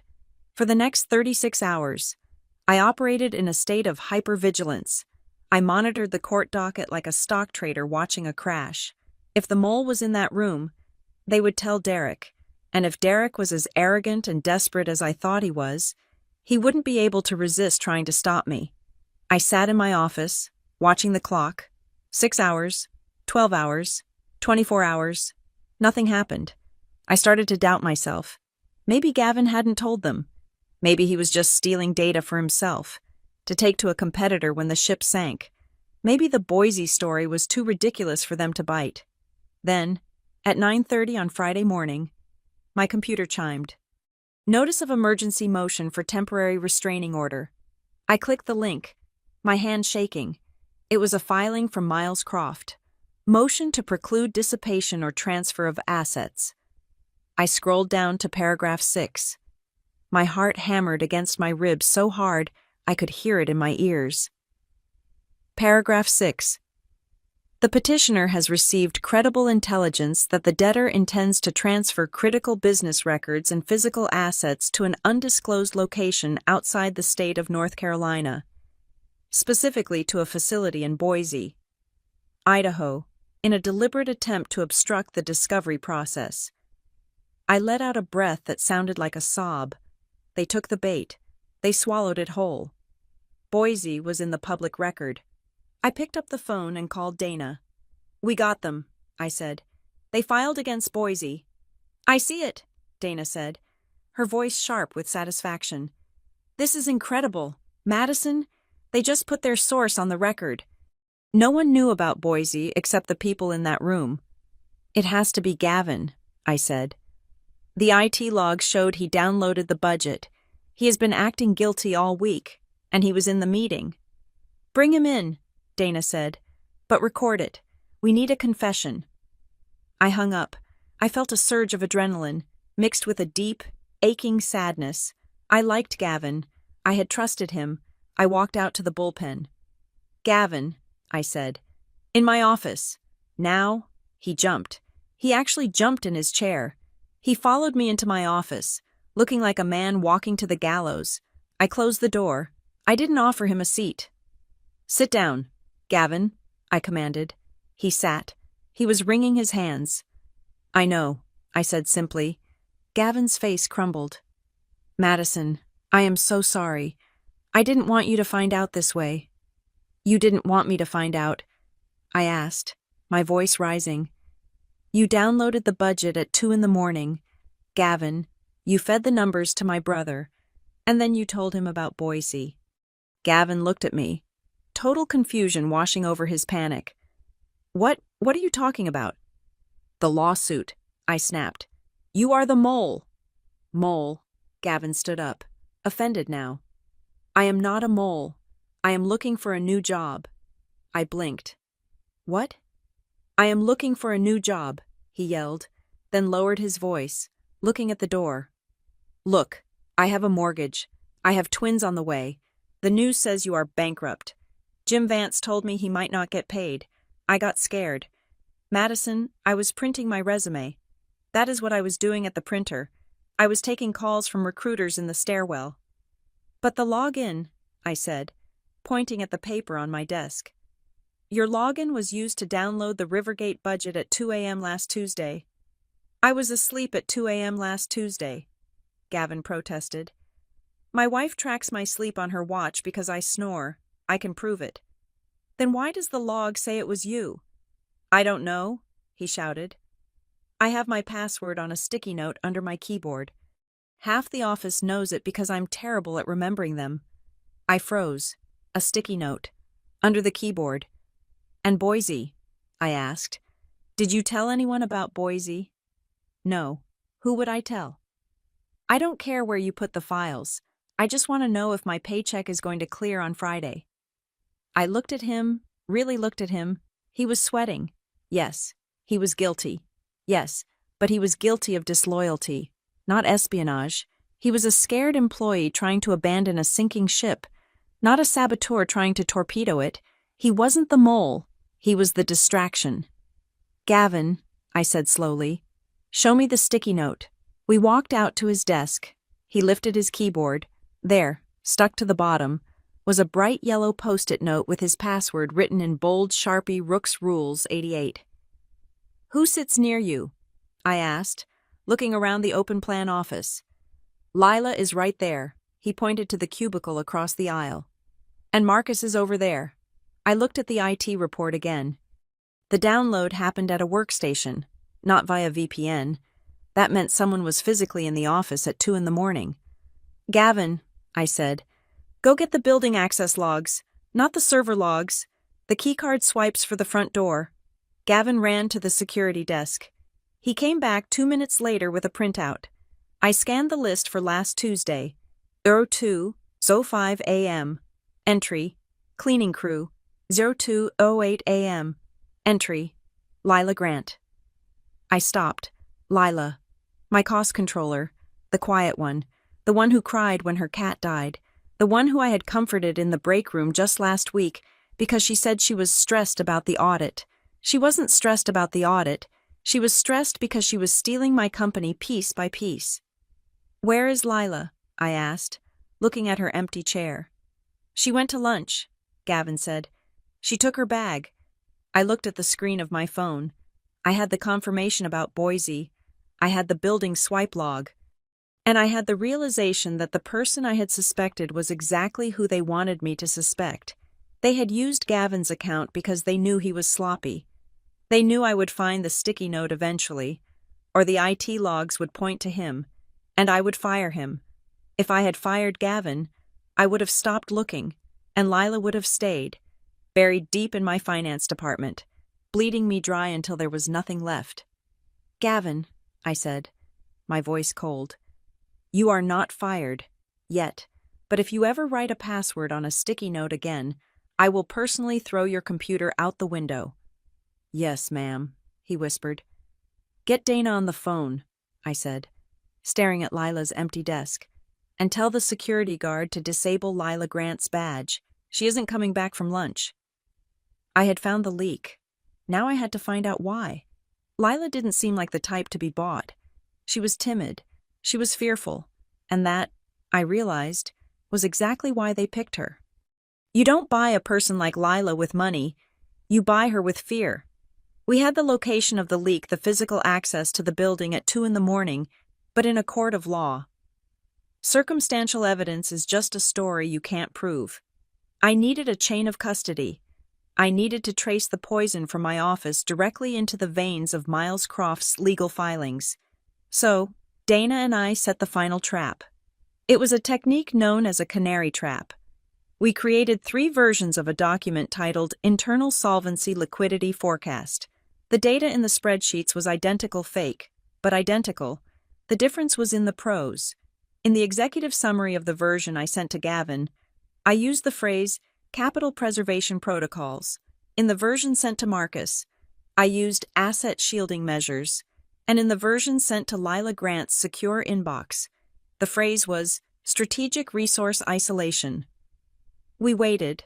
The waiting was different this time. It wasn't the frantic panic of the first few days. It was the cold, predatory stillness of a hunter sitting in a blind. I watched Lila through the glass walls of my office. She looked terrible. Her skin was the color of old parchment, and she jumped every time the phone rang. She wasn't eating. She was drinking coffee by the gallon. 18 hours after I distributed the documents, a new motion hit the docket, petitioner's supplemental motion for emergency relief. I didn't even read the whole thing. I hit Control F and typed isolation. There it was, on page 4, paragraph 9. The debtor has admitted in internal communications to engaging in strategic resource isolation, a clear euphemism for hiding assets from creditors. Strategic resource isolation. I felt a heavy, dull thud in my chest. It was the sound of the last bit of trust I had in my team dying. It was Lila. It was definitely, undeniably Lila. "Bring her in," Dana said over the speakerphone. "And Madison locked the door," I buzzed Lila. "Can you come see me for a minute? Bring the solvency report." When she walked in, she looked like she was walking to an execution. She clutched her tablet to her chest like a shield. Her eyes were darting around the room, landing everywhere except on my face. "Sit down, Lila," I said. She sat on the edge of the chair, her knees pressed together. "Is this about the audit?" "No," I said. I slid a printout of Derek's motion across the desk. I had highlighted the phrase in neon yellow. "It is about strategic resource isolation." Lila froze. She stared at the yellow highlighter. Her mouth opened, but no sound came out. "This document was filed with the federal court 45 minutes ago," I said, my voice dangerously quiet. "That phrase appears in only one document in the world. Lila, the one I sent to you yesterday afternoon." She started to shake. It wasn't a tremble. It was a vibration that rattled the tablet in her hands. "I don't know." "Don't," I cut her off. "Don't lie to me. We have the building logs. We know you were here at 2 a.m. last Tuesday. We know you used Gavin's password. And now, we have this." I leaned forward. "You are sending my private financial data to my brother. You are helping him destroy this company. You are helping him destroy me. Why?" I expected her to lawyer up. I expected her to get angry. I expected her to tell me that Derek had offered her $50,000 and a job at Monroe Commercial. Instead, she burst into tears. It wasn't a polite cry. It was a guttural, ugly sobbing that doubled her over. She dropped the tablet. She put her face in her hands. "I didn't want to," she choked out. "I swear to God, Madison, I didn't want to. They made me." "Who made you?" I asked. "Derek." "No," she sobbed. "Not him. The man. The investigator." I frowned. "What investigator?" Lila wiped her nose on her sleeve, abandoning all pretense of professionalism. "A man called me 3 weeks ago. He said his name was Vargas. He said he worked for a firm called Sentinel Solutions. I have never heard of them, I said. He sent me a file, Lila whispered. She looked up at me, her eyes red and terrified. Madison, you have to understand. Before I got my CPA license when I was 22, I was working as a bookkeeper for a landscaping company in Raleigh. The owner, he was skimming cash. I knew about it. I helped him cover it up because I was scared of him. He got caught. I wasn't charged because I testified, but the ethics board sealed the reprimand. If it comes out, I lose my license. I lose my career. I go to jail for perjury because I lied on my renewal application. I sat back, stunned. And this Vargas knew. He had the file, she said. He had photos of the old ledgers. He told me that if I didn't give him access to Haven Ridge's numbers, he would send everything to the State Board of Accountancy and the district attorney. He said I would be in prison by Christmas. So you gave him my company to save yourself, I said. He said it was just a family dispute, she pleaded. He said your brother just wanted to settle a debt. He said no one would get hurt. He promised. He lied, I said coldly. We are all getting hurt. I pressed the intercom button. Dana, you can come in now. The side door to my office opened, and Dana Whitlock stepped in. She had been listening from the adjacent conference room. She looked at Lila with the clinical detachment of a surgeon looking at a tumor. Ms. Grant, Dana said, placing a recording device on the table. My name is Dana Whitlock. I am Haven Ridge's counsel. You are currently in a great deal of trouble. Corporate espionage, breach of fiduciary duty, unauthorized computer access. These are felonies. Lila made a small, whimpering sound.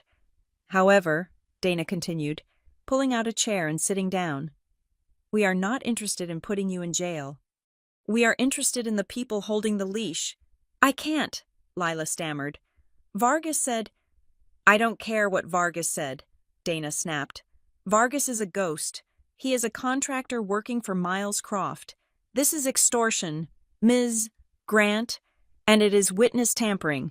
They are using illegal leverage to manufacture evidence for a federal bankruptcy case. That is not just a lawsuit. That is a RICO predicate. Dana leaned in close to Lila. Here is the deal. You are going to sign a sworn affidavit detailing exactly what Vargas said to you. You are going to give us your phone. You are going to give us the emails. You are going to admit to the leak. But my license, Lila whispered. If you help us, Dana said, I will personally seal your file so tight that God himself couldn't find it. But if you protect them, I will make sure you are indicted before the sun goes down. Lila looked at me. I saw the fear in her eyes, but I also saw the exhaustion. She was tired of running. Okay, she whispered. I'll do it. Good, Dana said. She turned to me. Madison, lock her out of the system, but don't fire her. If she disappears, Croft will know the pipeline is cut. We need to keep the line open. We might need to feed them one last piece of information. Fake information, I clarified.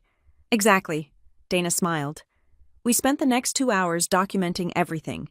Lila's phone contained a trail of encrypted messages from Vargas demanding specific files.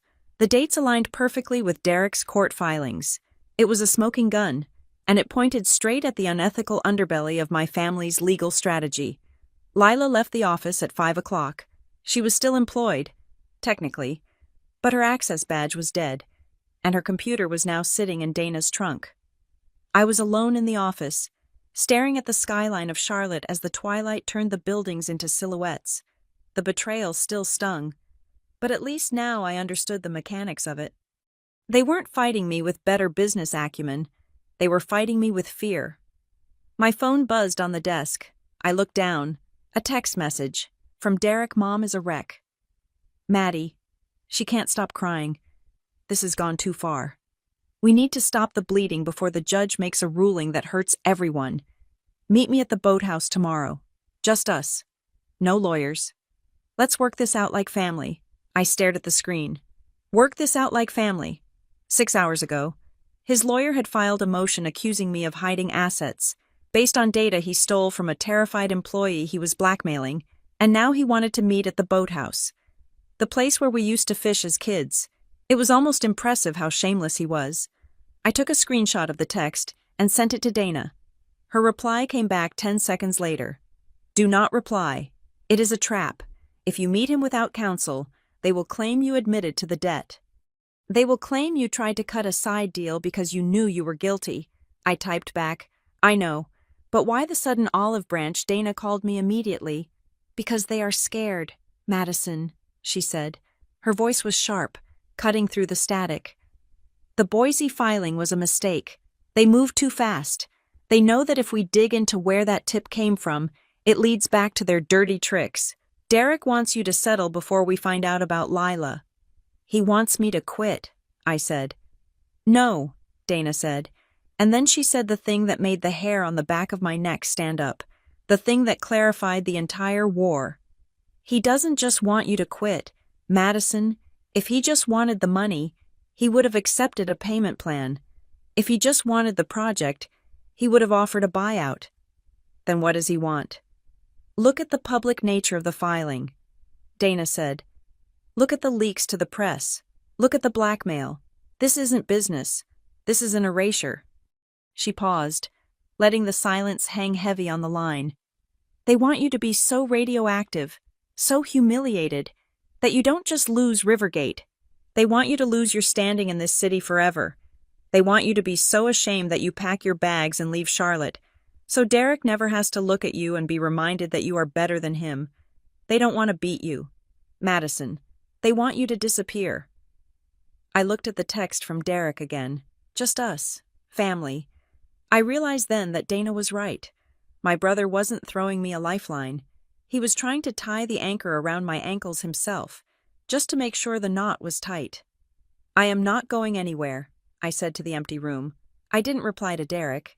Instead, I went to the small safe in my office and pulled out the hard drive containing the real Rivergate financials, the ones Lila had never seen, the ones that showed exactly how strong we really were.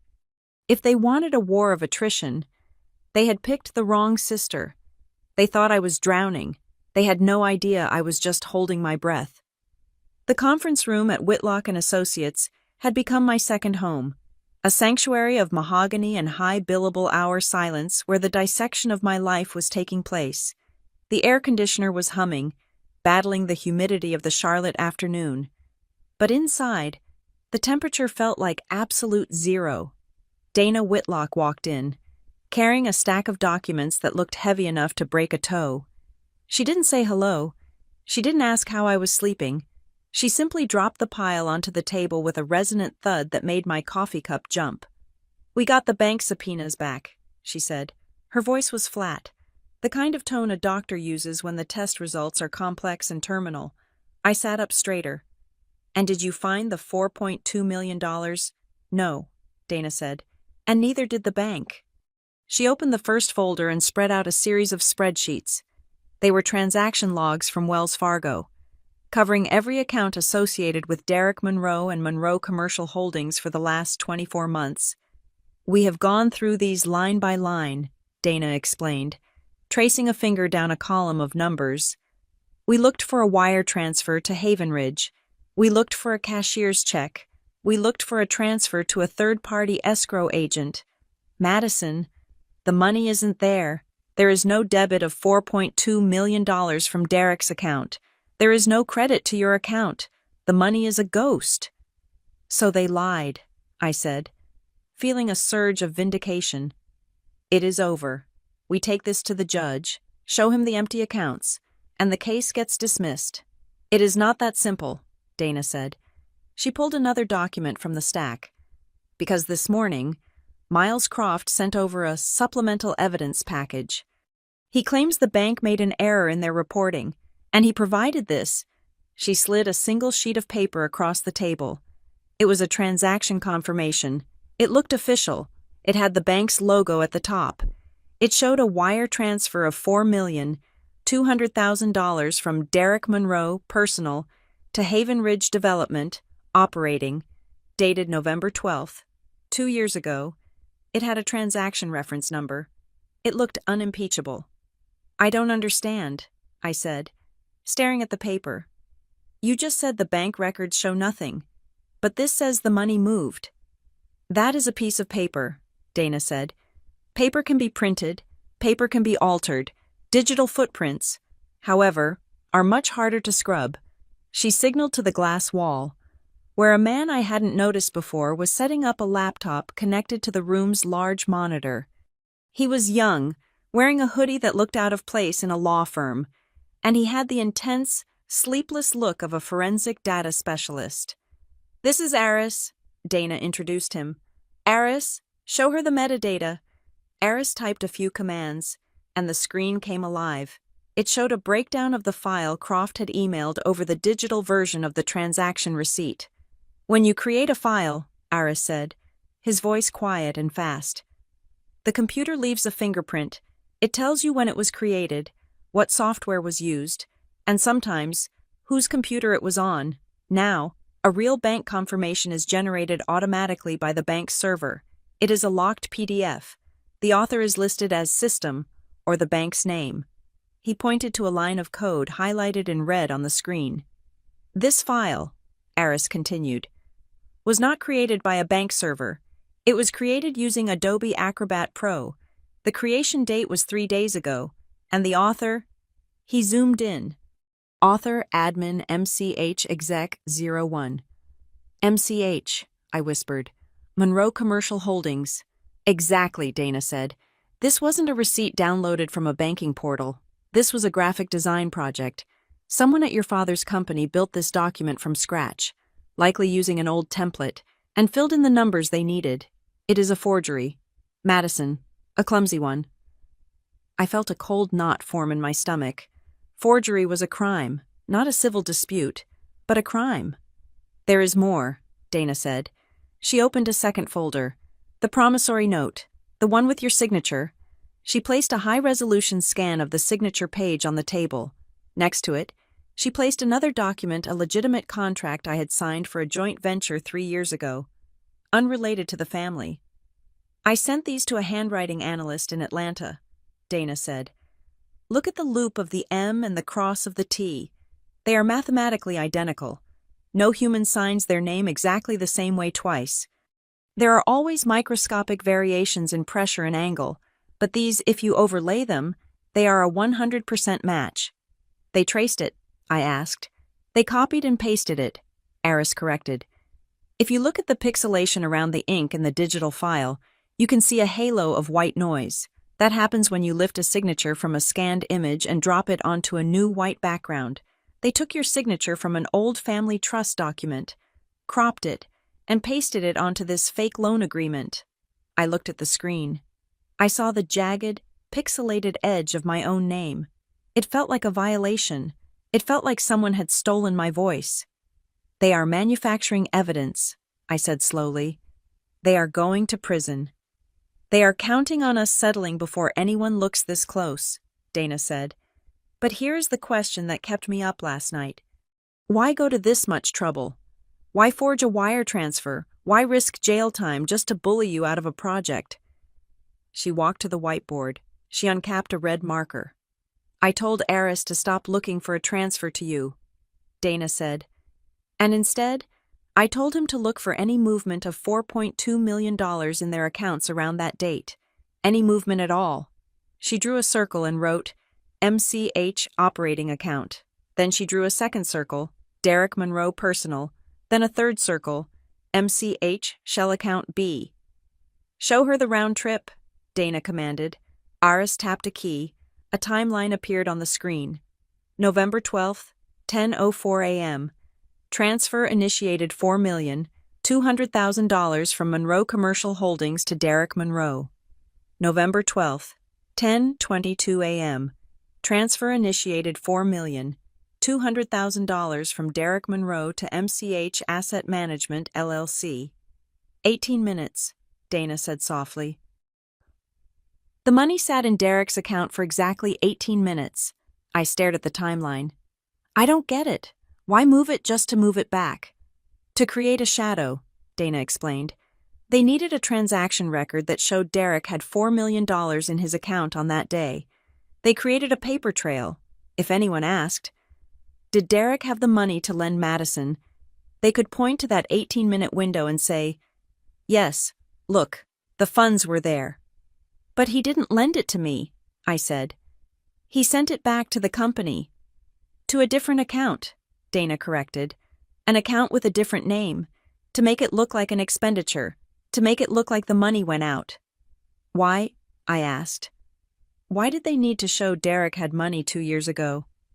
"That is what I couldn't figure out," Dana said, "until I pulled the public filings for Monroe Commercial Holdings debt covenants with their primary lender, Liberty Regional Bank." She drew a line at the bottom of the board.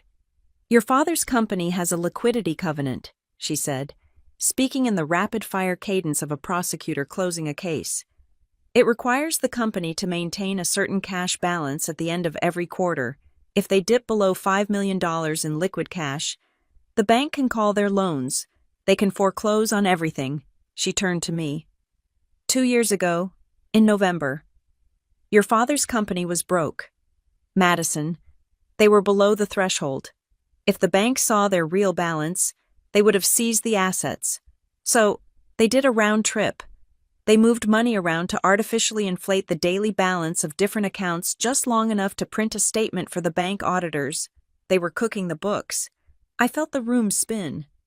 "They weren't just trying to trick me," I whispered. "They were tricking the bank." "Exactly," Dana said. "And now, fast forward to today, the interest rates have doubled. Their vacancies are up. The bank is sniffing around again. They are desperate.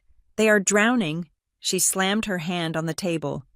"They don't just want Rivergate because it is a trophy.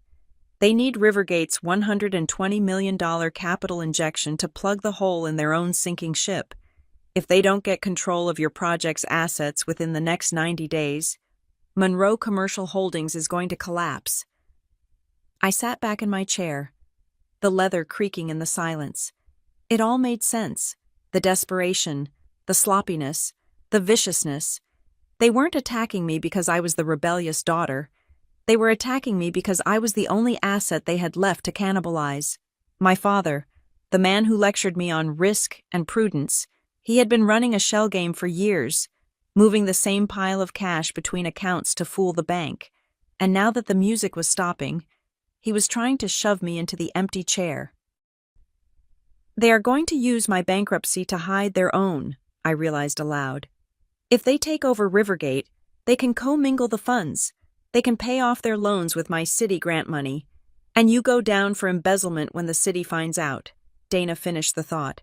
"You are the scapegoat, Madison. You are the human shield." I felt a wave of nausea.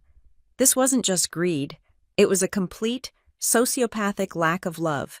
My father was willing to send me to prison to save his reputation. There was a knock on the door. Dana's assistant poked her head in. "Madison," she said hesitantly. "A courier just dropped this off. He said it was urgent. It isn't from the court." She handed me a thick, cream-colored envelope. It was heavy. The paper was expensive. Old-fashioned stock. I turned it over. There was no return address. Just my name. Handwritten in blue fountain pen ink. I recognized the handwriting immediately. But it wasn't my father's. And it wasn't Derek's. It was my Aunt Marin's. I tore open the seal. Inside was not a letter, but a photocopy of an old yellow document and a small handwritten note from Marin clipped to the front. I read the note first. "Madison, I found this in your grandfather's safe deposit box years ago. I made a copy because I knew, one day, the boys would lose their way. I think it is time you knew what the foundation of this family was actually supposed to be. Don't let them win." I unfolded the photocopy. It was a handwritten set of bylaws for the original Monroe Trust, dated 40 years ago. My grandfather's handwriting was spidery but forceful. I scanned the paragraphs until my eyes landed on Clause 7. Clause 7. No beneficiary of this trust shall use the assets, influence, or name of the family to intentionally harm, defraud, or litigate against another blood member of the Monroe line. Any such action, upon proof, shall result in the immediate and permanent disinheritance of the aggressor, and their portion of the trust shall be redistributed to the victim. I stared at the words. My father knew this. Derek might not, but my father absolutely knew this. He was the executor. He had buried this clause. He had ignored it. "What is it?" Dana asked. Seeing the look on my face, I handed her the paper. "My grandfather wrote a poison pill into the family trust," I said. "If a family member uses the family money to attack another family member, they lose their inheritance." Dana read it. A slow, terrifying smile spread across her face. "Is this trust still active?" she asked. "Yes," I said. "It holds the title to the land the commercial centers are built on. It is the bedrock of their equity." "Madison," Dana said, looking up, "this isn't just a defense anymore. If we prove they filed a fraudulent lawsuit, which we can, with the metadata and the signature, and we present this clause to the probate court, we don't just win the lawsuit," I said, my voice steady. "We take away their company." I looked at the pixelated signature on the screen, the fake loan, the stolen identity, the 18-minute round trip that proved my father was a fraud. For my entire life, I had tried to be the good Monroe. I had tried to keep the peace. I had eaten their insults at Sunday dinner.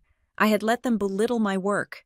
Even when they sued me, part of me had just wanted them to stop, to go away, so I could get back to building. But they hadn't stopped. They had tried to kill me, not physically, but socially, professionally, and financially. They had tried to erase my existence to cover their own failures. I thought about the face of the family, the dignity, the reputation. "Dana," I said. "Yes." "File the motion," I said. "File everything, the metadata, the forgery analysis, the round-trip logs, and file a counterclaim for the activation of Clause 7 of the Monroe Trust. This will destroy them publicly," Dana warned. "Once this hits the record, the banks will call their loans within 24 hours.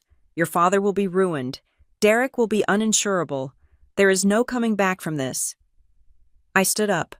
I walked to the window and looked out at the city. Somewhere out there, the Rivergate site was waiting for me. It was a mess of mud and steel, but it was honest. It was real. "They didn't care about ruining me," I said. "They didn't care about my reputation. They were willing to let me go to jail for a crime they committed." I turned back to Dana. "I am done keeping their secrets. I am done being the daughter who cleans up the mess. If they want to play games with the family legacy, let's show the judge what that legacy actually looks like." Dana nodded. She looked at Iris. "Pack it up. We have a brief to write." I picked up the photocopy of my grandfather's note. I folded it carefully and put it in my pocket. I wasn't doing this for revenge. Revenge is emotional. Revenge is messy. This was simply a correction. The data showed a structural failure in the Monroe family, and as any good developer knows, when a building is structurally unsound, you don't paint over the cracks. You demolish it.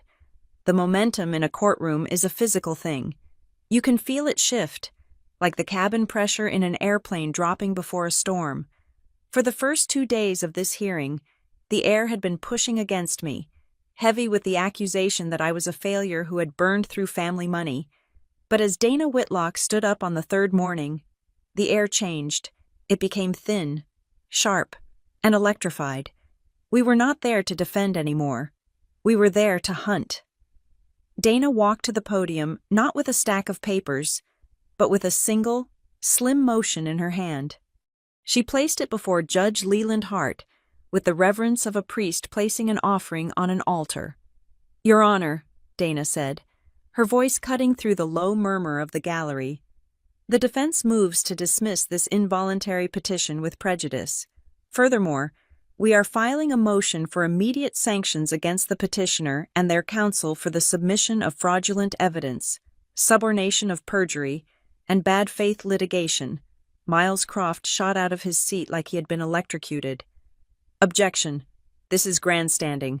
The defense is trying to distract the court from the debtor's insolvency. The only thing insolvent here, Your Honor," Dana said, not even looking at Croft, "is the truth of the petitioner's claims." Judge Hart looked over his glasses. He was a man who hated drama, but he hated being lied to even more. He signaled for Croft to sit down. "I will hear the basis for the motion. Ms. Whitlock, proceed."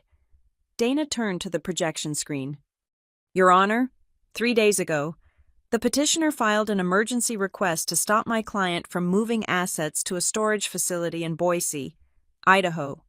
They claimed this was based on credible intelligence regarding the dissipation of assets. I recall," the judge said.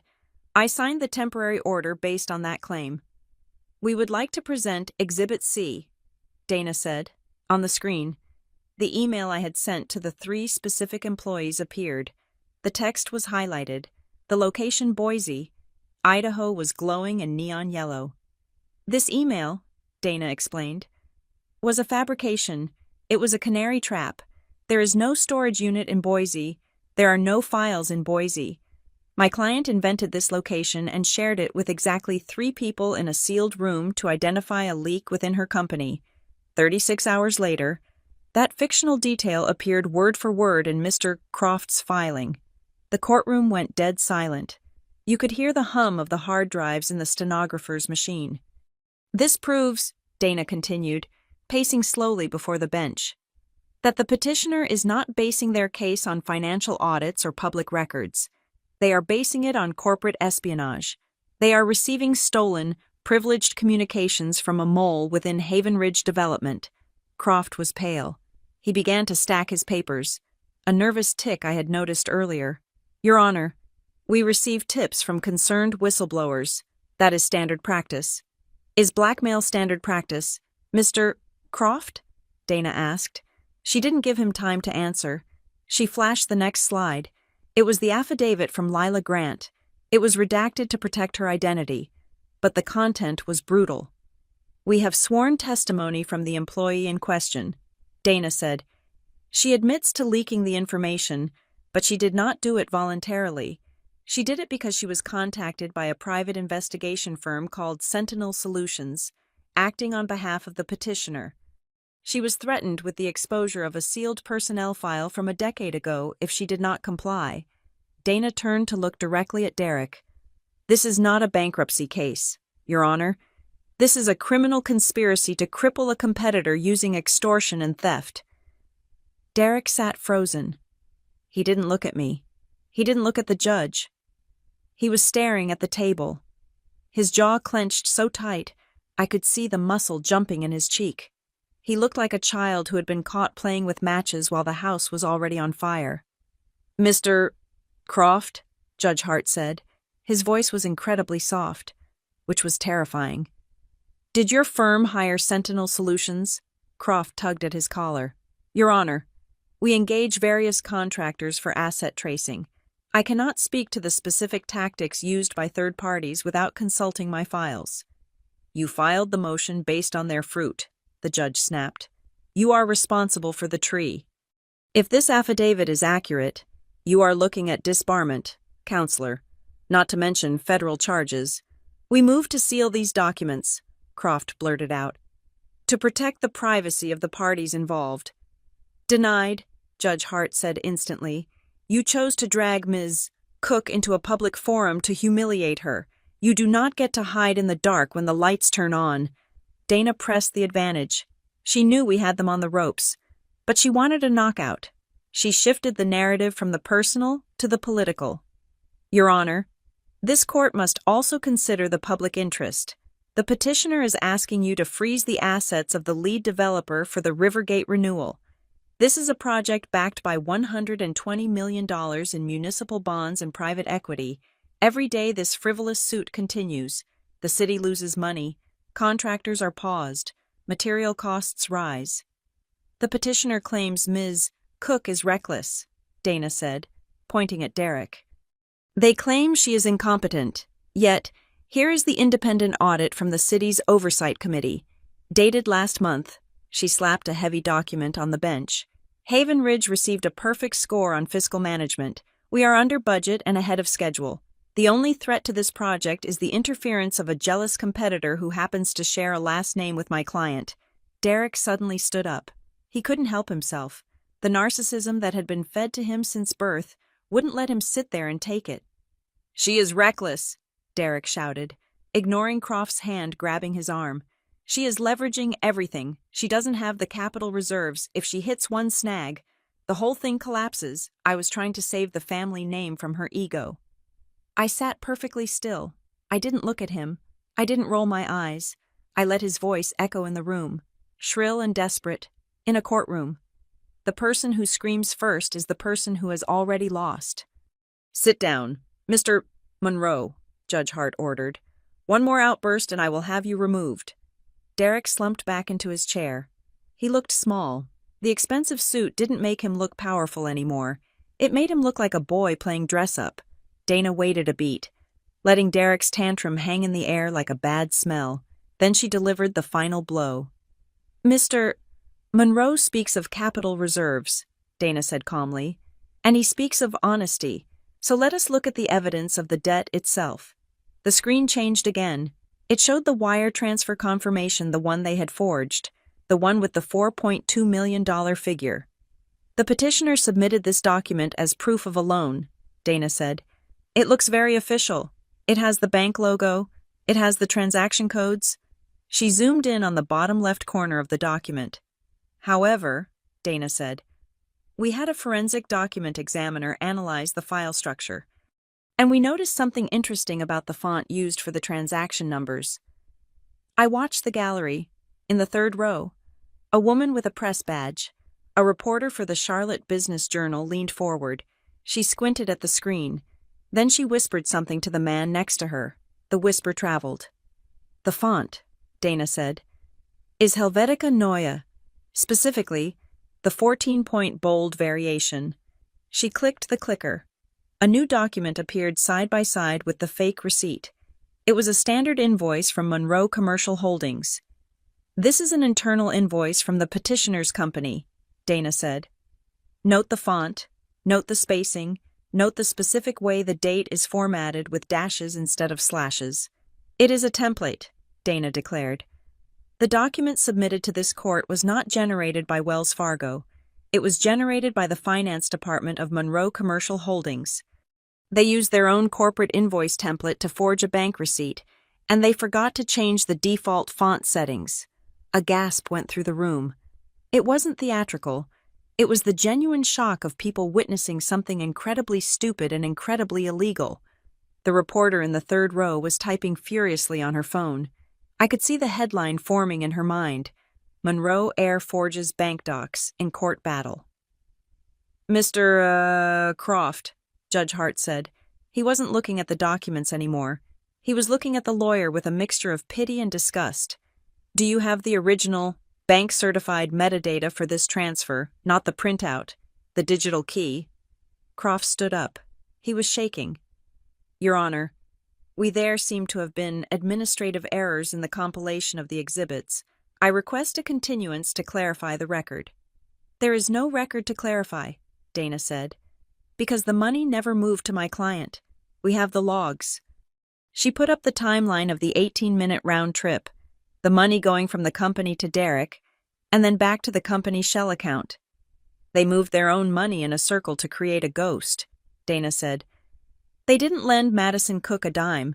They used her name to launder their own liquidity crisis, and now they are using this court to steal her project to cover their losses. The puzzle was complete. The picture was clear. It wasn't a tragedy. It was a heist. I turned my head slowly to the right. I looked past Derek. I looked past the trembling lawyer. I looked at my parents. My mother was staring at her lap, twisting a ring on her finger so hard I thought the skin would break. She knew. She had to know. You don't live in a house for 40 years without knowing how the bills are paid. And then I looked at my father. He was standing, but he was leaning heavily on the back of the bench in front of him. His face was gray. For my entire life, my father had been a monolith, unshakable, terrifying, correct. He was the man who told me I was too emotional for business. He was the man who told me I needed to be protected. But in that moment, under the harsh fluorescent lights of the federal court, the monolith cracked. His eyes met mine, and for the first time, I didn't see judgment. I saw panic. He wasn't looking at his daughter anymore. He was looking at the person who held the axe that was about to bring down his entire world. He looked old. He looked frail. He looked like a man who realized that the safety he had tried to force on me was actually the only thing keeping him afloat, and he had just severed the line. I didn't smile. I didn't glare. I just held his gaze. I let him see that I knew everything. I let him see that the daughter he had dismissed as a librarian was the one who had just read him his rights. Dana closed her binder. The sound was final. "We rest our motion, Your Honor," she said. The judge looked at the clock. Then he looked at Derek and my father. "We will recess for 1 hour," Judge Hart said. "When we return, I expect Mr. Croft to have a very good explanation for why I shouldn't refer this entire table to the U.S. Attorney's Office for fraud." He banged the gavel. It sounded like a gunshot. Derek put his head in his hands. My father slumped back onto the bench, and I stood up, smoothed my blazer, and walked out of the courtroom into a hallway that was suddenly flashing with the lights of cameras that were no longer there to capture my shame, but to document their fall. The night before the final hearing, the silence in my apartment was heavy enough to break the floorboards.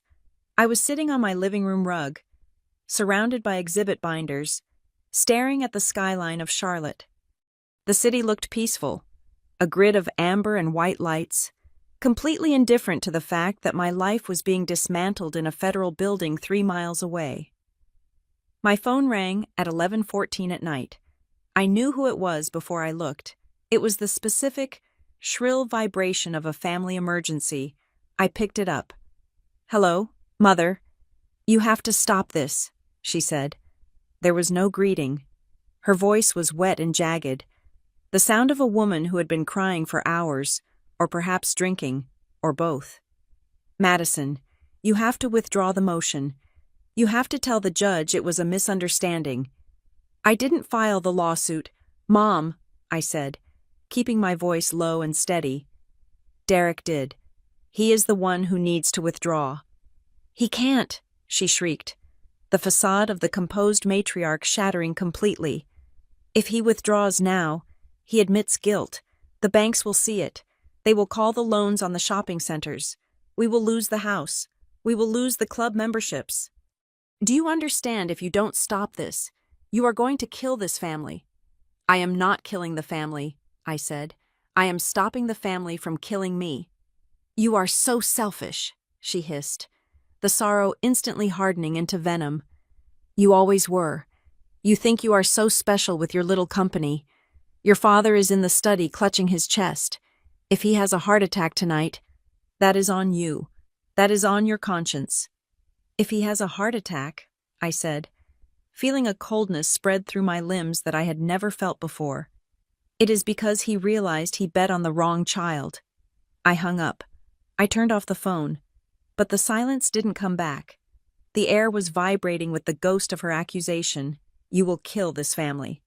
An hour later, my building's intercom buzzed. I looked at the monitor. It was my father. He wasn't clutching his chest.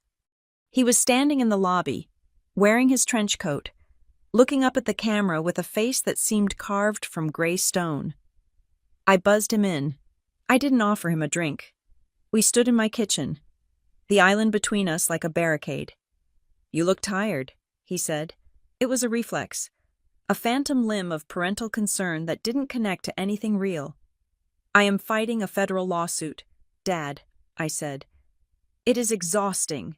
He sighed and placed his hands on the marble counter. "Madison, look, we have let this get out of hand. Lawyers, they escalate things. They make enemies out of blood. I don't want that. I don't want to see my children tearing each other apart in public." "Then tell Derek to admit the loan is fake," I said. "He can't do that," my father said quickly. "You know he can't. It would ruin him." "And what about me?" I asked. "What about my ruin?" "You were fine with me being destroyed. You were fine with me going to prison for hiding assets I never had." "It wouldn't have come to prison," he said dismissively. "We would have handled it. We would have structured a settlement once the project was transferred. You would have been fine. You are resilient. Madison, you always land on your feet." He looked at me. his eyes pleading for me to accept this twisted logic. Derek, he is not like you. He is fragile. He needs the win. You don't need it. You have the talent to build something else. So I should die so he can live, I summarized. You win. What do you get? He asked, his voice dropping to a whisper. You get a judgment. You get money. But you lose us. You lose your seat at the table. Madison, honey, you are still a Monroe. Don't saw off the branch you're sitting on. I'm not sitting on your branch, I said. I planted my own tree 5 years ago. You just came to chop it down. He stared at me for a long time. Then he stepped aside, towards the living room. I brought someone. We need to settle this tonight. The front door, which I had left unlocked for him, opened. Derek walked in. He didn't look like the arrogant prince who had whispered threats in the courtroom. He looked haggard.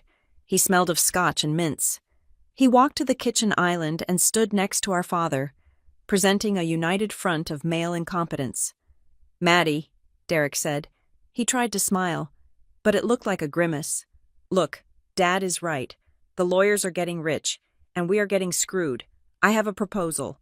He slid a document across the counter. It wasn't filed by Miles Croft. It was a single page, drafted on plain paper. We drop the involuntary bankruptcy petition immediately, Derek said. We issue a joint statement saying the accounting discrepancy has been resolved amicably. Your reputation is cleared. The case goes away tomorrow morning. I looked at the paper. And in exchange, Derek said, tapping the bottom paragraph, you appoint Monroe Commercial Holdings as the managing partner of the Rivergate Renewal Project. You stay on as lead consultant. You keep your salary. You keep the design credit. But we handle the financials. We handle the administration. I read the text. Transfer of executive control. It was a trap. A beautiful, shiny, deadly trap. If I sign this, I said, looking up, I am admitting that I can't handle the project. I am admitting that I need a managing partner to save me. The city will see this and think I nearly went under, and you get access to the $120 million in project funds to cover your bad loans. We save the family business, my father interjected. And you keep your company. Everyone wins. My phone buzzed in my pocket. It was Dana. I had texted her the moment my father buzzed the intercom. I glanced at the screen. Dana, do not sign anything. It is a confession. If you sign that, they will use it to validate the insolvency claim later. They will say you capitulated because you were broke. It validates their lie. I looked at my brother. You don't want to save me, I said. You want to steal the project. You are just trying to do it with a pen instead of a judge because you know you are going to lose in court tomorrow. You are being stubborn, Derek shouted, the nice guy mask slipping instantly. You are going to humiliate us all. Do you know what happens if the judge rules fraud? Do you know what happens to the trust? I froze. The trust. Derek looked at Dad. Dad looked away. What about the trust? I asked. My father swallowed hard. Nothing, just the reputation damage. But it wasn't nothing. Just then, my laptop on the coffee table pinged. It was a priority email notification. I walked over to it. It was from Aunt Marin. Subject the clause. The smoking gun. I opened it. There were 2 attachments. The first was a formal legal opinion from the trustee of the Monroe Family Trust, the bank that held the title to every piece of land my father claimed to own. I read the summary. Pursuant to Article 7 of the Monroe Trust bylaws, any beneficiary found by a court of law to have engaged in fraud, extortion, or malicious litigation against another blood beneficiary shall be immediately and permanently stripped of all rights, income, and future inheritance. The forfeited share shall be redistributed to the victim. I looked up at them. You aren't scared of the reputation damage, I said softly. You are scared of Article 7.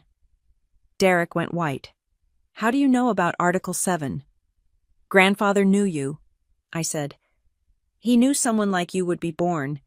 He wrote a poison pill into the legacy. If you lose tomorrow, if the judge rules that you forged those documents, you don't just lose the lawsuit, you lose your inheritance. You lose the company. You lose everything. That is why you have to sign, my father pleaded, stepping toward me. Madison, please. He is your brother. You can't let him be destitute. If you sign the settlement, there is no court ruling. There is no fraud on the record. The trust is safe. You want me to hand over my hard work, I said, my voice shaking with rage, to save the inheritance of the man who tried to destroy me. He made a mistake, my father yelled. He didn't make a mistake, I said. He made a plan. I clicked the second attachment in Marin's email. It was a forwarded email chain. The subject line was Operation Shutdown. The date was 6 months ago, long before the alleged loan became an issue, long before the Rivergate bid was even won. It was an email from Derek to Miles Croft. Email text. We need a contingency plan for Madison. If she actually wins the Rivergate bid, she becomes too big to control. We need a way to freeze her accounts immediately. Can we draft a bankruptcy petition in advance? We can fill in the debt details later. I need her paralyzed the moment the city writes her a check. I stared at the screen. He hadn't reacted to a debt. He hadn't reacted to a crisis. He had been planning to execute me from the moment I started to succeed. He had been waiting with a knife in the dark for half a year. I looked at Derek. He saw the screen. He saw the header. He knew I had the email. Who sent you that? He whispered. Does it matter? I asked. It exists. I looked at my father. Did you know? My father didn't answer. He looked at the floor. That was my answer. He knew. He had probably approved the legal retainer. For 3 seconds, the room was absolutely silent. In those 3 seconds, I felt something break inside me.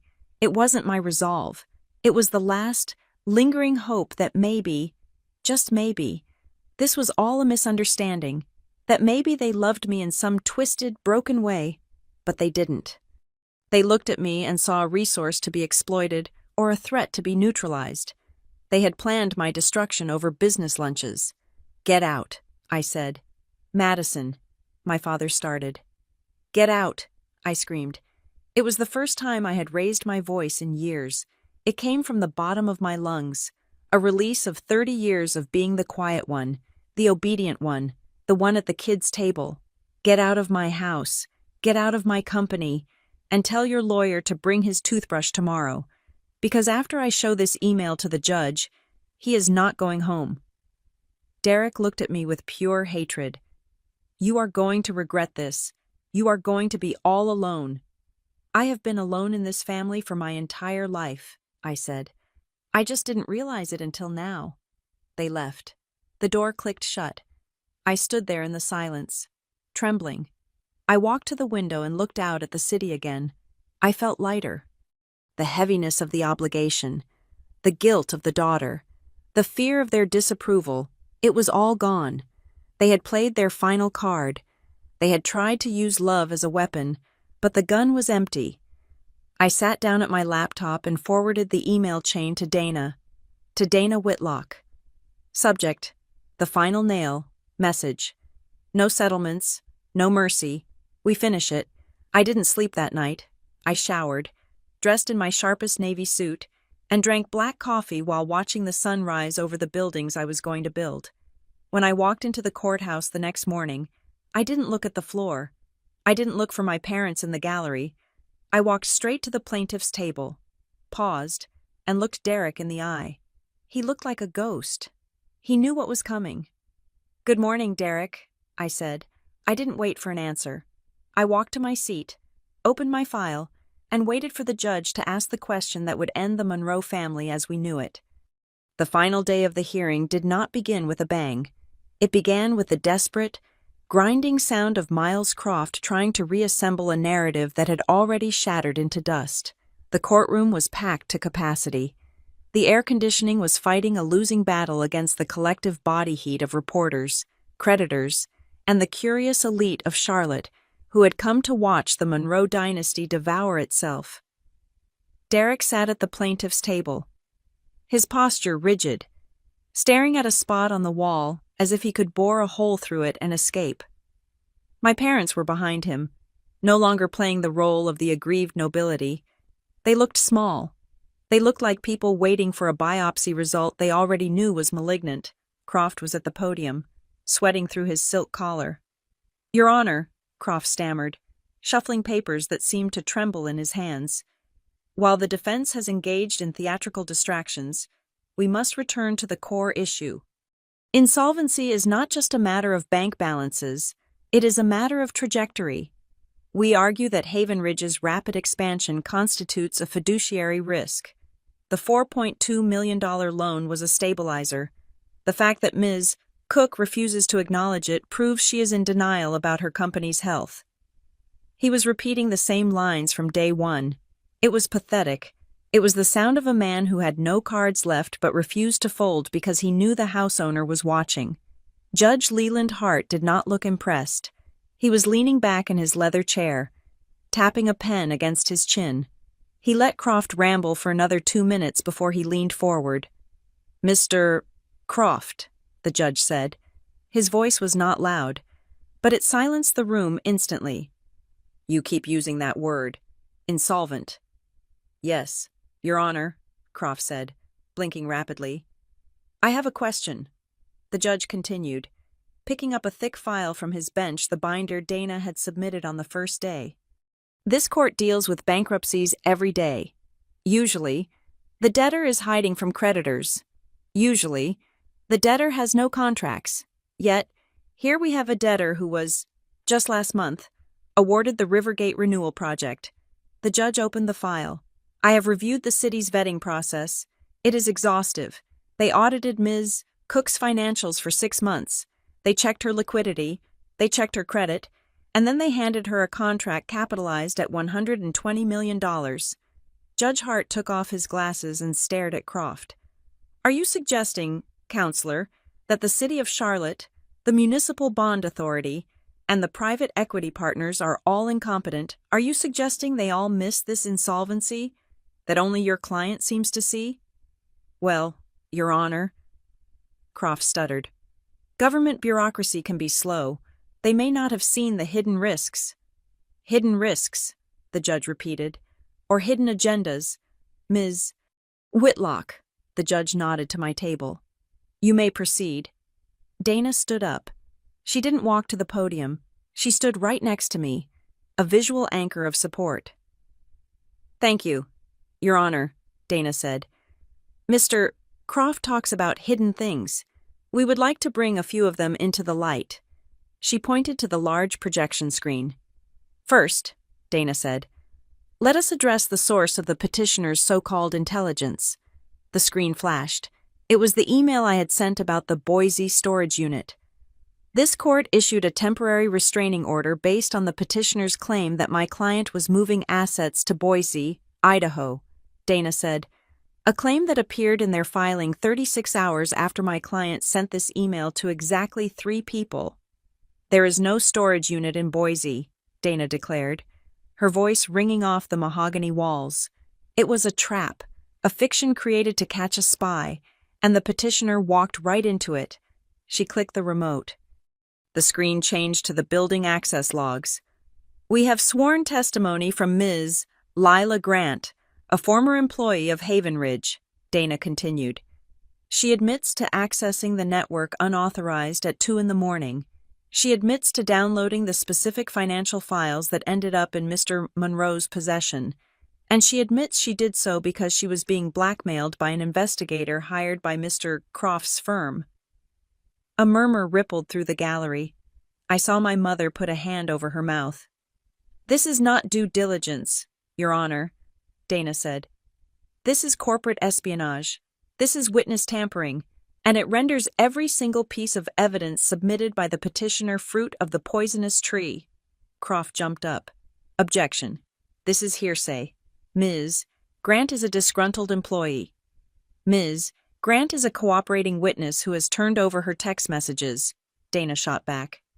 "Would you like me to play the voicemail your investigator left her threatening her accounting license?" Croft sat down. He looked like he was going to be sick. "But let us go deeper," Dana said. "Let us look at the loan itself. The $4.2 million. The screen changed again. It showed the metadata report for the wire transfer confirmation.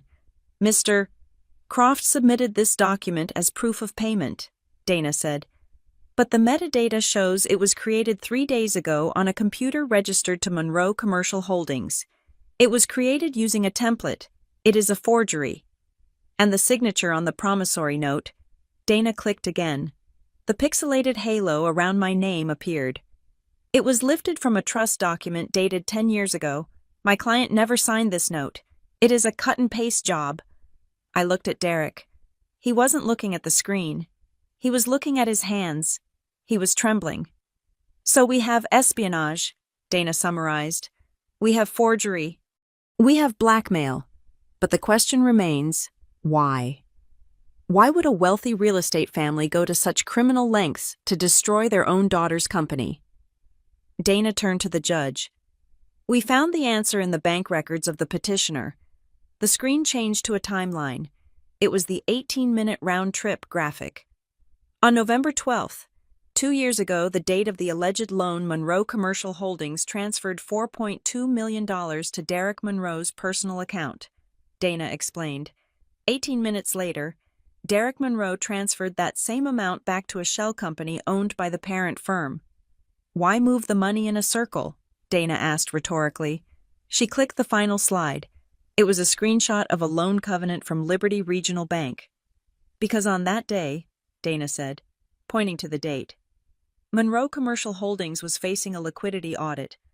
If their cash on hand dropped below $5 million, they would default on their primary loans. They moved the money to create a snapshot, a moment in time where Derek looked liquid, and the company looked like it had expenses. It was accounting fraud to fool their own bank. The gasps in the room were audible now. This wasn't just a family squabble anymore. This was bank fraud. This was federal prison territory. And today, Dana continued, her voice dropping to a steely whisper, today, Monroe Commercial is facing that same liquidity crisis again. Interest rates are up.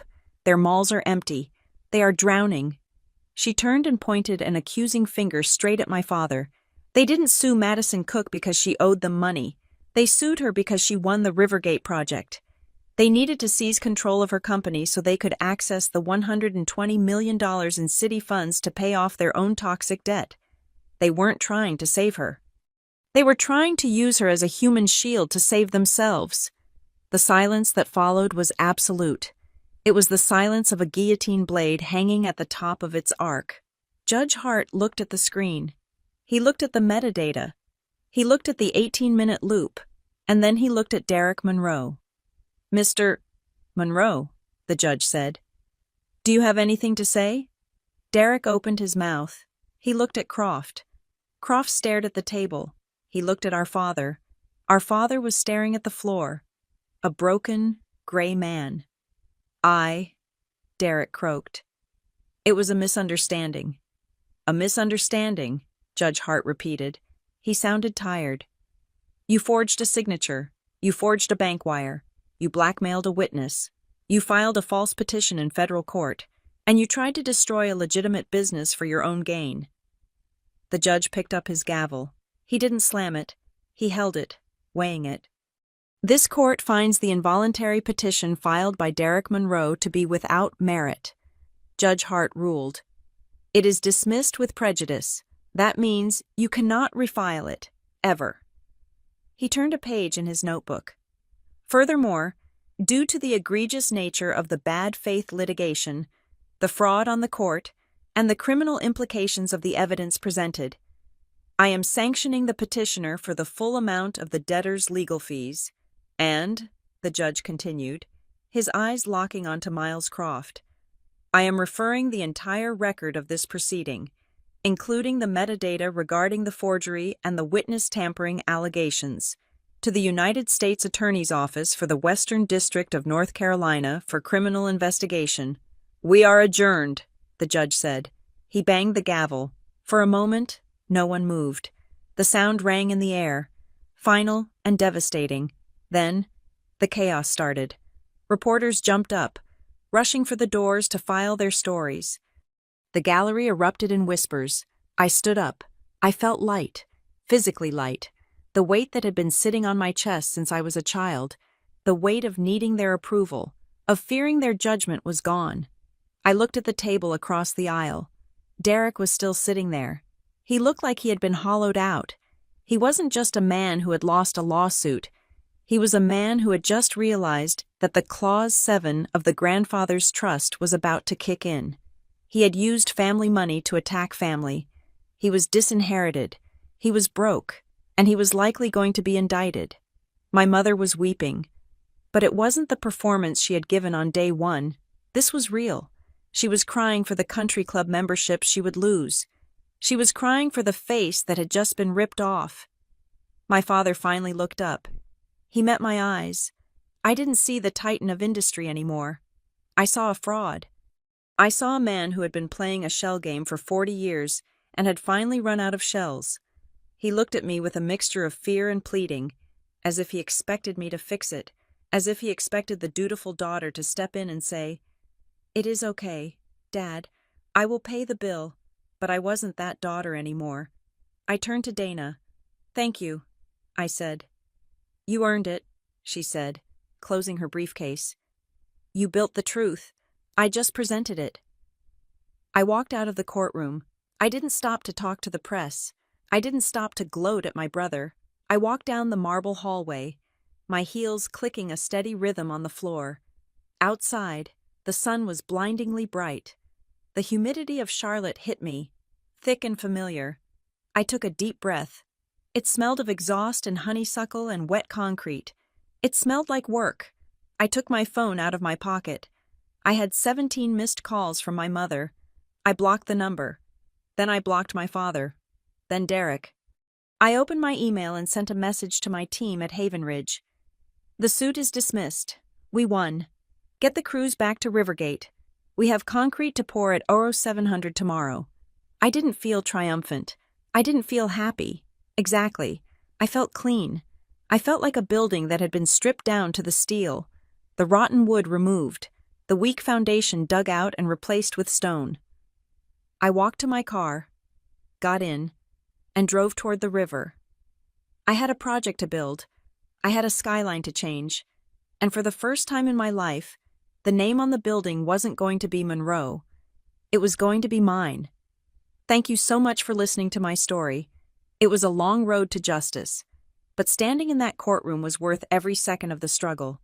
I would love to know where you are tuning in from today. Are you listening while driving, working, or just relaxing at home? Please let me know in the comments below. I love reading your stories. If you enjoyed this victory, please subscribe to the Maya Revenge Stories channel. Hit that like button and smash the hype button to help this story reach more people who need to know that sometimes the truth really does win. Stay strong.